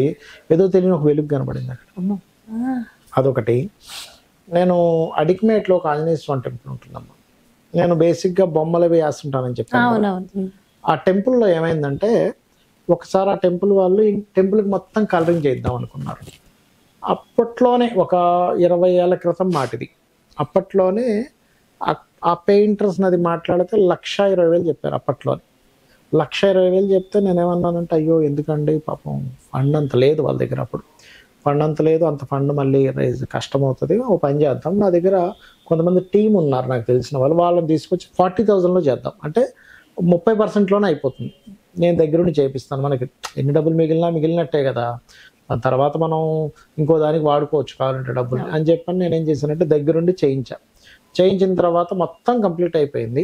తెల్లవారితే శ్రీరామనవమి అనగా ఆ టెంపుల్లో బ్యాక్ సైడ్ ఇట్లా వైట్ హెయిర్ మీద ఇలా ఆంజనేయ స్వామి ఇలా ధ్యానం చేస్తున్నట్టుగా ఒక బొమ్మ ఉంటుంది, ఇప్పుడు లేదు, మొత్తం కలర్ చేశారు, ఇది 20 ఏళ్ళ క్రితం 18 ఏళ్ళ క్రితం ఇలా ఉన్నట్టుగా ఒక ధ్యానంలో కూర్చున్నట్టుగా ఒక బొమ్మ వేయాలి. అదొక్కటే పెండింగ్ ఉంది. నెక్స్ట్ తెల్లవారితే శ్రీరామనవమి.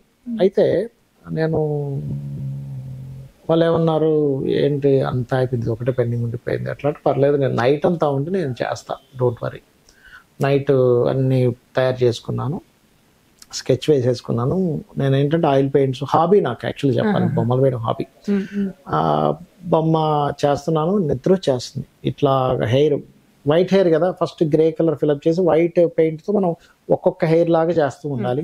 అండ్ ఆ పక్కన ఒక నది ప్రవహిస్తున్నట్టుగా ఉంటుంది, ఒక కొండ ఉంటుంది, అక్కడ ఒక బిగ్ రామాలయం లాగా ఉండి అక్కడ రాముడు లక్ష్మణుడు సీత ఉన్న విగ్రహాలు కూడా ఉన్నట్టుగా చిన్నగా ఉండాలి. అది నేను చేస్తున్న నిద్ర వస్తే మీరు నమ్మరు, ఈ పక్క నుంచి అనే సౌండ్, నాకు మీరు నమ్మరు, నాకు ఒక్కసారి ఇట్లా ఉలిక్కిపడ్డ, ఇదేమిట్రా ఇలా అవుతుందని. సరే మళ్ళీ చేస్తూ ఉన్నా, మళ్ళీ కొనుక్కు, మళ్ళీ ఈ పక్క నుంచి నాకు మీరు నమ్మరు, నాకు దెబ్బకి పోయింది, నిద్రపోయింది. అయితే చెప్తానండి. సరే ఇంక నాకు నిద్ర మొత్తం పోయింది, చక్కగా కంప్లీట్ అయిపోయింది, పోయింది. మార్నింగ్ 5 o'clock అందులో ఒక వ్యక్తి పడుకుంటాడు, నిద్రపోతాడు, వాచ్మెన్ లాగా. లేప 5 అవుతుంది, నిద్ర లెగిసాడు, ఆయన కూడా నిద్ర లేచి. నేను అడిగా అతన్ని, మీరు ఇక్కడే నిద్రపోతారు కదా రోజు, ఇక్కడ ఏదైనా మీకు ఏమైనా కనిపిస్తుందా, ఏదైనా సౌండ్, ఏదైనా దేవతా సంబంధించి మీకు ఏమైనా కనిపిస్తుందా అని అడిగా. ఆయన చాలా అమాయకంగా ఏం చెప్పాడంటే, ఇంత సైజులో ఉండేటువంటి ఆంజనేయ స్వామి మీద లోపలికి బయటికి పోయినప్పుడు అప్పుడు అనిపిస్తుందండి నాకు అన్నాడు. ఇదేంటి ఇంత సైజులో అనిపించడం ఏమిటి అని నాకు ఒక సందేహం అప్పటి నుంచి.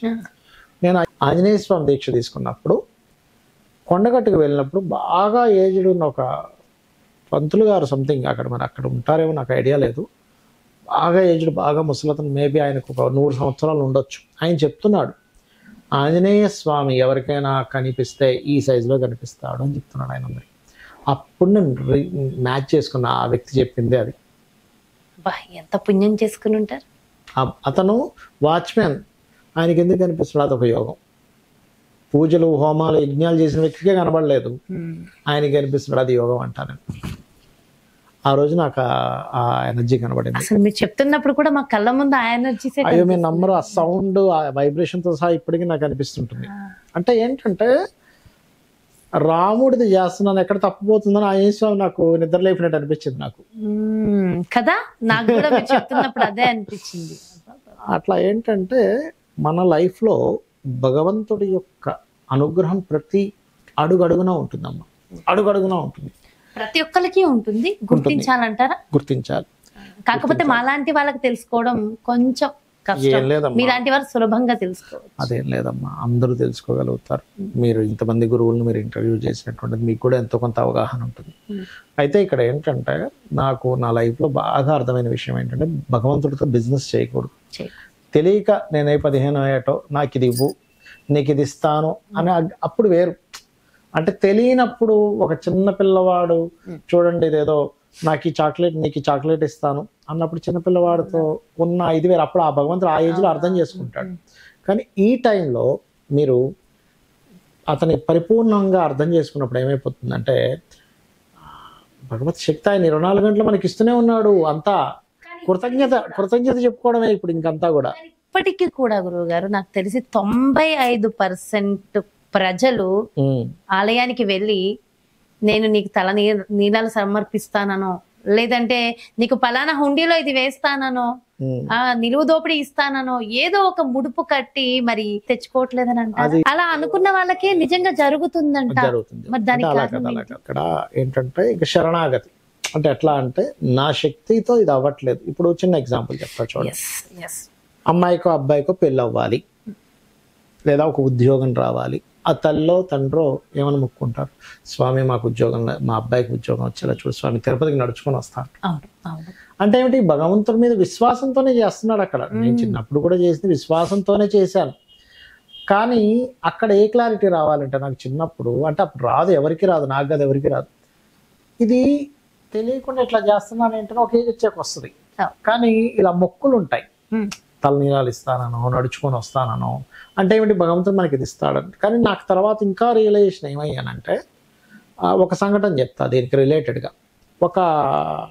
నాకు తెలిసిన ఒక స్టూడెంట్స్లో, చాలామంది స్టూడెంట్స్ ఉంటారు కదా ఈ జ్యోతిషాస్త్రం నేర్చుకున్న స్టూడెంట్స్లో, ఒక స్టూడెంట్ ఏం చేశారంటే వాళ్ళకి ఒక ల్యాండ్ అమ్ముడు పోవాలి. అమ్ముడు పోతే ఫలానా అమ్మవారి దగ్గర ఒక ఇది అనుకున్నారు, వాళ్ళు చేయిస్తాము అని. అనుకోకుండా మాటల్లో నాకు చెప్పారు, సార్ ఇట్లా అనుకున్నాం మేము చేయిస్తామని. అంటే నేనేం అడిగానంటే, మీరు అది ఆ ల్యాండ్ అమ్ముడు పోతే చేయిస్తామని అనుకున్నారు కరెక్టే, కానీ మీరు అక్కడ దాకా వెయిట్ చేయకండి, వెళ్ళి మీరు అమ్మవారికి ఏదైతే అనుకున్నారో అది చేసేసేయండి. చేసేస్తే మీరు అనుకున్నది చేసేసారు, మిగిలింది ఎవరికి? అమ్మవారికి మిగిలింది. అమ్మవారు ఖచ్చితంగా చేస్తుంది. మనమైనా మాట తప్పుతామేమో, అంటే మనుషులం మాట తప్పడం అంటే ఇన్సెన్స్ నేను మాట తప్పుతాను కదా, ప్రారంభమైన మాట తప్పను నేను. అంటే ఏంటంటే మనమైనా కొంచెం అబ్బా తర్వాత చూద్దాంలే, తర్వాత చేద్దాంలే అని అనుకోవచ్చు, తర్వాత అని పెండింగ్ పెట్టచ్చు, పోస్ట్ పోన్ చేయొచ్చు విషయాన్ని. కానీ భగవంతుడి శక్తి అలా ఉండదు. నువ్వు చేసావుగా, నీకు ఇది చేస్తాను. కానీ చాలా మంది ఇవి లంచాలైనా మీరు భగవంతుడికి ఇస్తుంది అని అడిగే వాళ్ళు కూడా ఉన్నారు. అంటే ఇక్కడ ఏంటంటే అమ్మా, లంచం కాదు ఇక్కడ, మీరు బాగా అర్థం చేసుకోండి. ఇప్పుడు తెలియక మాట్లాడే మాటలు అంటే లంచం అంటే ఎప్పుడు ఎలా అవుతుందంటే, నువ్వు ఇది ఖచ్చితంగా చేస్తే నేను ఇస్తా, లేకపోతే నేను నమ్మను, నువ్వు లేడని నేను ఫీల్ అవుతా. ఇవన్నీ అది ఇంకా ఒక మూర్ఖత్వం. ఇదేంటంటే ఆనందంతో ఇవ్వడం అనుకోవాలి. అంటే అట్లాగా నువ్వు నాకు ఇది చేసి పెట్టావు కాబట్టి అని కూడా కాదు, నువ్వే ఇస్తావని నాకు తెలుసు స్వామి, ఇది నీ వల్లే. ఇప్పుడు నేను మానవ మాత్రుణ్ణి, నా ప్రయత్నం నేను చేస్తున్నాను, ఈశ్వరానుగ్రహం లేకపోతే ఇది జరగదని నాకు తెలుసు స్వామి, నువ్వే చూసుకోవాలి. కాకపోతే నేను భక్తితో నీకు సమర్పించుకుంటున్నా, మొత్తం నీదే, మొత్తం ఈశ్వరుడిదే. మనము ఒక్కొక్క ల్యాండ్ రిజిస్ట్రేషన్ చేసుకుని నాది అంటూ ఉంటాడు, దేవుడు నవ్వుకుంటుంటాట పైనుంచి, వీడి ఏమిటో ఇలాంటి యజమానులు కొన్ని కోట్ల మంది మారిపోయారని నవ్వుకుంటుంటారట. అది గుర్తించట్లేదు. అంటే ఏమిటంటే అతనిదే అతనికి ఇస్తున్నాం మనం, మన దగ్గర ఉన్నదేదో ఆయనకి ఇస్తున్నాం అనేటువంటి భావనలో ఉంటాను చూసారా, ఆ భావనలో ఉండకూడదు అంట నేను. మనం ఒక ఉండిలో 1000 రూపాయలు వేసామనుకోండి ఉదాహరణకి, ఏదో నేను సంపాదించాను, కష్టపడి సంపాదించాను, ఇదిగో ఇస్తున్నాను కాదు, స్వామి నువ్వు ఇచ్చిందే నీకు ఇస్తున్నానయ్యా అమాయకంగా. ఎంతో అమాయకుడిని నేను, నువ్వు ఇచ్చింది నేను నీకు ఇస్తున్నాను చూడ, ఎంత అమాయకత్వం ఉన్నది. కాకపోతే ఏంటంటే నా కోరిక ఇది స్వామి, అబ్బాయికి ఉద్యోగం రావాలి, అమ్మాయికి పెళ్లి చక్కగా సెట్ అవ్వాలి, నేను ఒక ప్రమోషన్ కోసం ట్రై చేస్తున్నా సెట్ అవ్వాలి, లేదా నేను ఫ్యాక్టరీ పెట్టాను, నలుగురికి ఉపాధి ఉంటుంది, నేను బాగుపడతాను, ఈ ఫ్యాక్టరీ నడిపేలా చూడు స్వామి, లేదా ఒక షాప్ పెట్టాను, ధర్మబద్ధమైంది అయి ఉండాలి. మీరు ఏదో స్మగ్లింగ్ చేస్తూ స్మగ్లింగ్ నాకు సక్సెస్ అవ్వాలి, నేనేదో ప్యాకాడ సక్సెస్ అవ్వాలి, లేదా బెట్టింగ్లు ఆడుతూ బెట్టింగ్ సక్సెస్ అవ్వాలంటే భగవంతుడు ఏమీ ఇవ్వడు. చాలా మంది అంటారు రకరకాల మార్గాల్లో ఉంటుందండి, మనకి ఈ మార్గంలో కాకుండా ఇంకొక మార్గంలో చేయొచ్చు, ఇట్లాంటివి ఏం పనిచేయవమ్మా, గుర్తుపెట్టుకోండి. ఈ సాంప్రదాయంలో కాదని ఇంకో సాంప్రదాయంలో చేయొచ్చు దానికి అంటూ ఉంటారు. కానీ అట్లాంటివి ఏమీ ఉండవు. భగవంతుడు ఎక్కడైనా ఒకటే. మీకు ఒకవేళ ఇంకొక రూపంలో మీకు ఆ కోరిక తీరినా ఇంకొక రకమైనటువంటి సాధనల ద్వారా దానివల్ల ఎఫెక్ట్ కూడా ఉంటుంది అంట నేను. రకరకాల ఉంటాయిగా మనకి, సాత్వికంగా చేసేవి కాకుండా మనం కొంచెం తామసికమైనటువంటి వాటి ద్వారా చేస్తాను చూసారా, తామసిక సంబంధంగా నువ్వు పొందినటువంటిది దాని ద్వారా ఎఫెక్ట్ నువ్వు పొందవలసిందే. సో అది ఏమైనా ఫలితం వచ్చుంటే టెంపరీ అయి ఉండొచ్చు, టెంపరీ, మీకు అదంతా టెంపరీ. మీకు సాత్వికంగానే ఎప్పుడైనా పొందాలి, మీరు సాత్వికంగానే చేసుకోవాలి. కాకపోతే ఇవాళ రేపు చిన్న ఎగ్జాంపుల్ చెప్తానమ్మా, పిల్లవాడిని మీరు బాగా తిట్టి కొట్టి ఆ అబ్బాయిని చేశారు అంటే విపరీతంగా, నువ్వు కనుక ఇప్పుడు సక్సెస్ అవ్వకపోతే అది ఇది. రేపు పొద్దున్న పిల్లవాడు ఒక ఏజ్ వచ్చాక, మమ్మల్ని హింస పెట్టారు, నేను సక్సెస్ నేను రావడానికని మీ మీద ఎంతో కొంత మీ జీవితంలో ఎన్నో సంఘటనలు చూసుంటారు ఇలాంటివి కదా. చూశాను. మీరు అర్థమయ్యేలా చెప్పాలి, కొంచెం భయం పెట్టాలి. ఇప్పుడు భయం, భక్తి, భయము, ప్రేమ అన్నీ ఉండాలి. పిల్లలకు భయం లేకపోయినా కష్టమే. ఇప్పుడు భయం లేదనుకోండి, మొన్న ఒక కేసు నేను చూసా. ఆ అమ్మాయి ఏమంటుంది, ఫ్రీ బర్డ్ అయిపోయింది అమ్మాయి. అంటే ఎట్లా అంటే అమ్మాయికి వాళ్ళ ఫాదర్కి మంచి ఇది అయిపోయింది. ఏమంటుంది అమ్మాయి, నాన్న నేను మా ఇంట్లోనే పార్టీ చేసుకుంటాము, నేను మా ఫ్రెండ్స్ అందరం కలిసి ఇక్కడ మందు అవుతాం అంటారు. అంత ఓవర్ ఫ్రీడమ్ ఇచ్చేసాడు. ఇప్పుడు అరే ఇంటికి వచ్చి ఫ్రెండ్స్ని తీసుకొచ్చి, అది కూడా బాయ్ ఫ్రెండ్స్ అంటే ఏమంటది అమ్మాయి, బాయ్ ఫ్రెండ్స్ కాదు నాన్న, ఫ్రెండ్స్ బాయ్స్ ఉన్నారు అంతే ఫ్రెండ్స్లో. ఇతని భయం ఏంటంటే సరే వాళ్ళు మంచి వాళ్ళే అవ్వచ్చు, తాగిన మైకంలో ఏదైనా తప్పిదం జరిగితే, అంతేగా తాగిన మైకంలో అబ్బాయి మంచివాడై ఉండొచ్చు, అబ్బాయి వాళ్ళ పెంపకం కూడా, వాళ్ళ ఇంట్లో పెంపకం కూడా మంచి పెంపకమే అయి ఉండొచ్చు అనుకుందాం. ఒక ఏజ్లో అదేదో టేస్ట్ చూడాలనే భావంతో వాళ్ళు చేశారనుకో, ఆ తాగిన మైకంలో తప్పిదం జరిగితే పరిస్థితి ఎవరు బాధ్యత వహిస్తారు? కాబట్టి ఏంటంటే పిల్లలకి ఫ్రీడమ్ ఇవ్వాలి, కానీ ఆ ఫ్రీడమ్ ఒక హద్దు ఉండాలి. అది చాలా మంది తెలుసుకోక ఇబ్బంది పడుతున్నారు. అలాగే గురువు గారు, మీ నాన్నగారు మీ చిన్నప్పుడే కాలం చేశారని చెప్పారు. చిన్నప్పుడు అంటే నాకు ఒక 20 ఏళ్ళ వయసు ఉన్నప్పుడు, 20 ఏళ్ళ. మీ అమ్మగారు కూడా కాలం చేశారు. అవును, ఈ మధ్యనే కదా. ఈ మధ్య అంటే ఒక 8 years బ్యాక్, 7-8 years బ్యాక్. అయితే మనం పితృదేవతలని మీరు చెప్పే పరిహారాల్లో అమ్మవారి గురించి, పితృదేవతల గురించి ఎక్కువగా చెప్తూ ఉంటారు. అయితే పితృదేవతల దర్శనం మీకు ఎప్పుడైనా కలిగిందా? ఎందుకు కలగలేదు. దర్శనం అంటే ఎప్పుడు కూడా ఒకటి గుర్తుపెట్టుకోండి, డైరెక్ట్గా కనబడ్డారంటే వాళ్ళంత అదృష్టవంతులు ఎవరు లేరు. నాకు ఎప్పుడు కళ్ళ ముందు ఇలాగేదో కనబడిందని నేను చెప్పను, ఎందుకంటే నాకు ఎప్పుడు అలా జరగలేదు. నాకు ఒక లీల రూపంలో, అయితే స్వప్న రూపంలో, వాళ్ళ ద్వారా కూడా ఫలితాలు, స్వప్న రూపంలో, ఏదో ఒక ఎనర్జీ రూపంలో అట్లా ఫీల్ అయ్యాను. అంతేగాని నా కళ్ళ ముందు ఇలా కనబడ్డాడండి, కృష్ణుడు మురళి వాయిస్తుంటే ఆయన దగ్గరికి వెళ్ళి కృష్ణ కృష్ణ ఈ మురళి కాకుండా ఇంకో ట్యూన్ వాయించని నేను చెప్పానండి, నువ్వు ఈ సాంగ్ వాయించి ఆ సాంగ్ వాయించని కృష్ణుతో మాట్లాడాను, ఇట్లాంటివి ఏమీ లేవు అక్కడ. కాకపోతే ఏంటంటే భగవంతుడు ఉన్నాడు అనేటువంటి స్పృహ 100% నాకుంది. ఉన్నాడని 100% నేను నమ్ముతాను. మరి మనం నమ్మితే మీరు అందరూ ఏమంటారు, మరి భగవంతుడు ఉంటే ఎందుకండి ఈ కష్టాలు అంటే నేను ఒకటే చెప్తాను. స్కూల్ ఉందమ్మా, స్కూల్లో ఒక టీచరు 40 మందికి చెప్తుంది. అందులో కొంతమంది ఫెయిల్ అవుతున్నారు, కొంతమంది మెరిట్ సాధిస్తున్నారు, కొంతమంది నార్మల్ ఉంటున్నారు. మరి అక్కడ టీచర్ లేదా, స్కూల్ లేదా, స్కూల్లో టీచర్ చెప్పట్లేదా?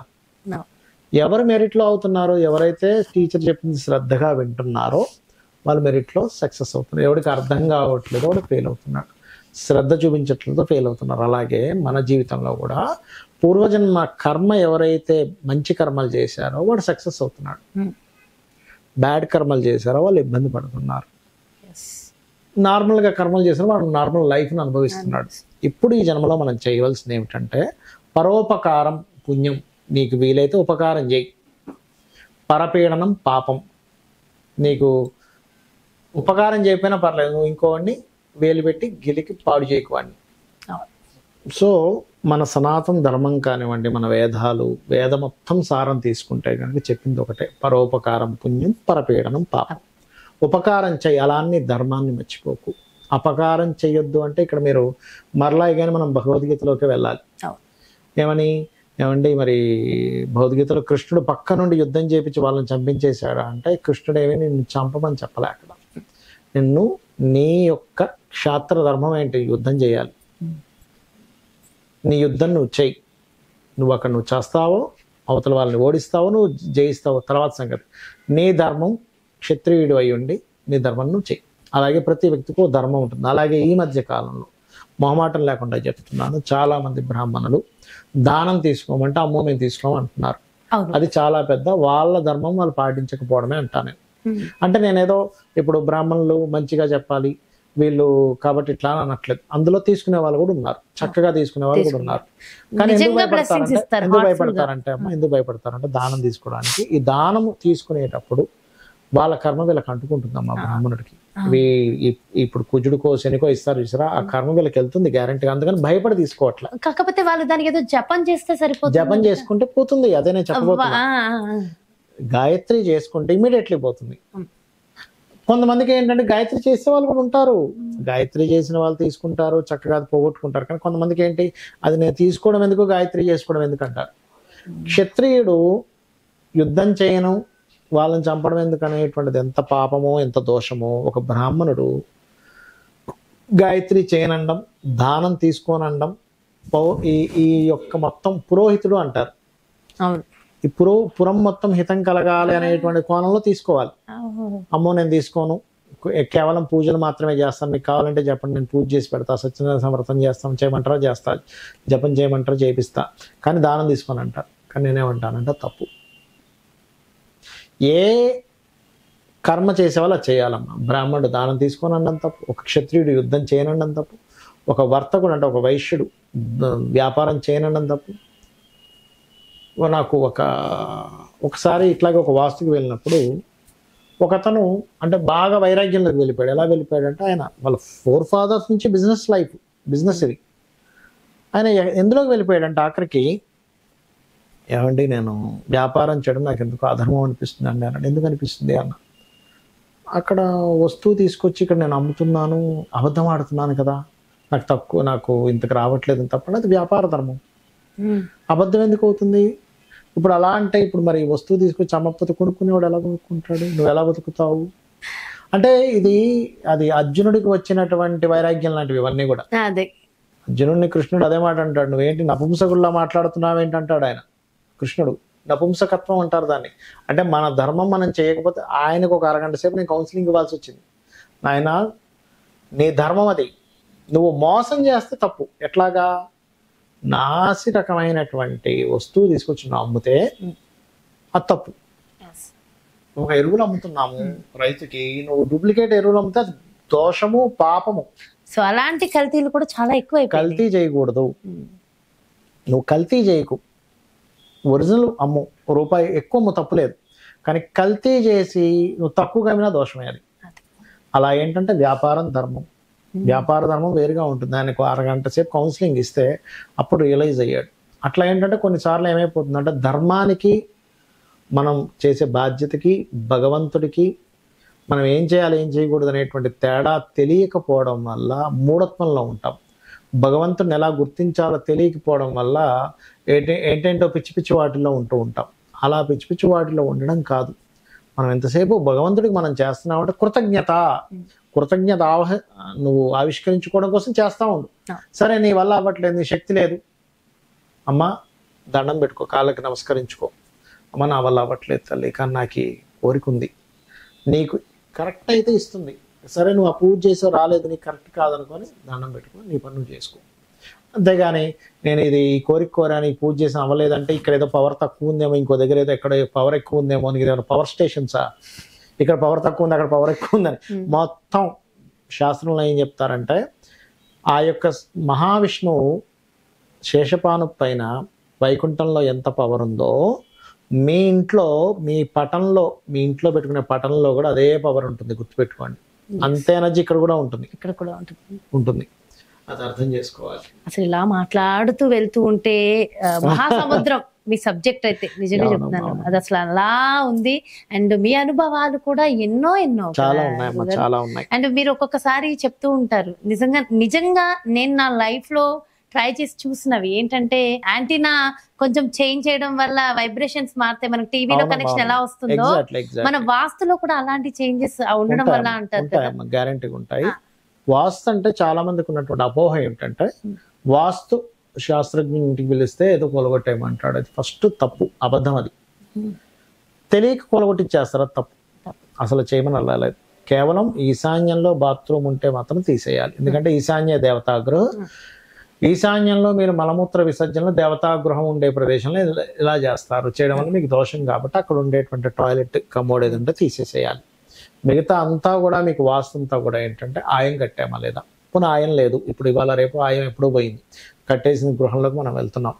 అక్కడ డోర్ పాయింట్ ఎలా ఉంది, మంచి పదంలో పడిందా లేదా, ఒకవేళ పదంలో పడలేదు, దాని ఎట్లా చిన్న చిన్న రాడ్స్తోని చిన్న చిన్న టెక్నిక్స్తో మనం సెట్ చేసుకోవచ్చు. ఇంట్లో ఉండే వస్తువులు ఎక్కడ ఉన్నాయి, యాక్టివిటీస్ ఏం చేస్తున్నాం, ఏ కలర్స్ వేస్తున్నాం, చిన్న చిన్న మార్పులతో మీరు ఆ ఇంట్లో ప్రశాంతతను తెచ్చుకోవచ్చు. అంతేగాని ఈ గోడ తీసేయి, ఆ రూమ్ తీసేయి, లక్షలు ఖర్చు పెట్టు అనేటువంటిది లేదు వాస్తులో. గుర్తుపెట్టుకోండి. అలాగే జ్యోతిష్ శాస్త్రంలో కూడా చిన్న చిన్న మీకు మహాదశ కలిసి రావట్లేదు, ఈ మంత్రం చేసుకోండి, ఈ దానం చేయండి, ఈ దేవతారాధన అది చేసుకోండి, ఎవరికి తగిన పరిహారం వాళ్ళకు ఉంటుంది.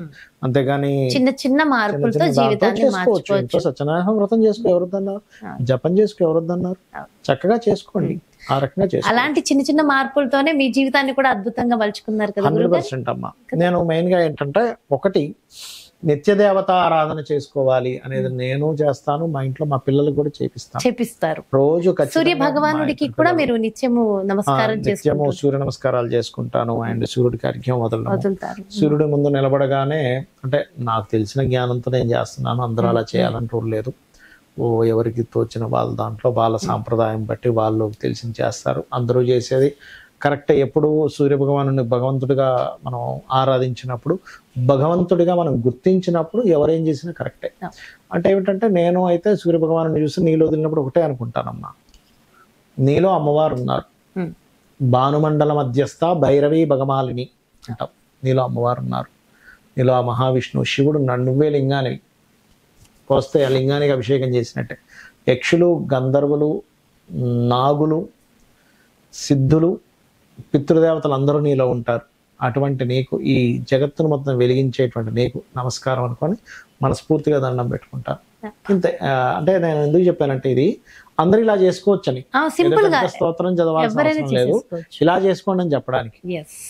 నిజంగా ఎన్నెన్నో అనుభూతులు, ఎన్నెన్నో అనుభవాలు దైవానుగ్రహం మీ మీద ఉంది. అదంతా కూడా మాకు వివరించారు గురుగారు. ఎంతో సంతోషంగా ఉంది నిజంగా. అలా మొదలు పెట్టి మీ జీవితానికి సంబంధించిన ప్రతి ఒక్క అనుభవాన్ని మాతో షేర్ చేసుకున్నారు, పంచుకున్నారు. థ్యాంక్ యూ సో మచ్ గురువు గారు. నమస్కారం. శ్రీమాత్రే నమః. వింటుంటే ఇంకా ఇంకా ఇంకా ఇంకా వినాలి, ఇంకా ఏవో మీకు కూడా ప్రశ్నల వర్షాలు కురిశాయని నాకు తెలుసు. మీకు కాకపోతే చాలా మందికి ఉన్నటువంటి సందేహాలు కూడా నివృత్తి అయ్యాయని అనుకుంటున్నాను.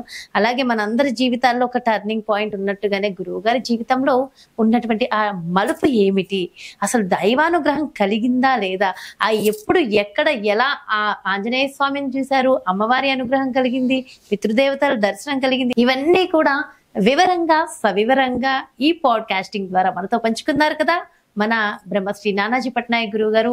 మరో ప్రత్యేకమైన కార్యక్రమంతో, మరో దైవానుగ్రహంతో మళ్ళీ మీ ముందుకు వచ్చేస్తాను. నమస్కారం.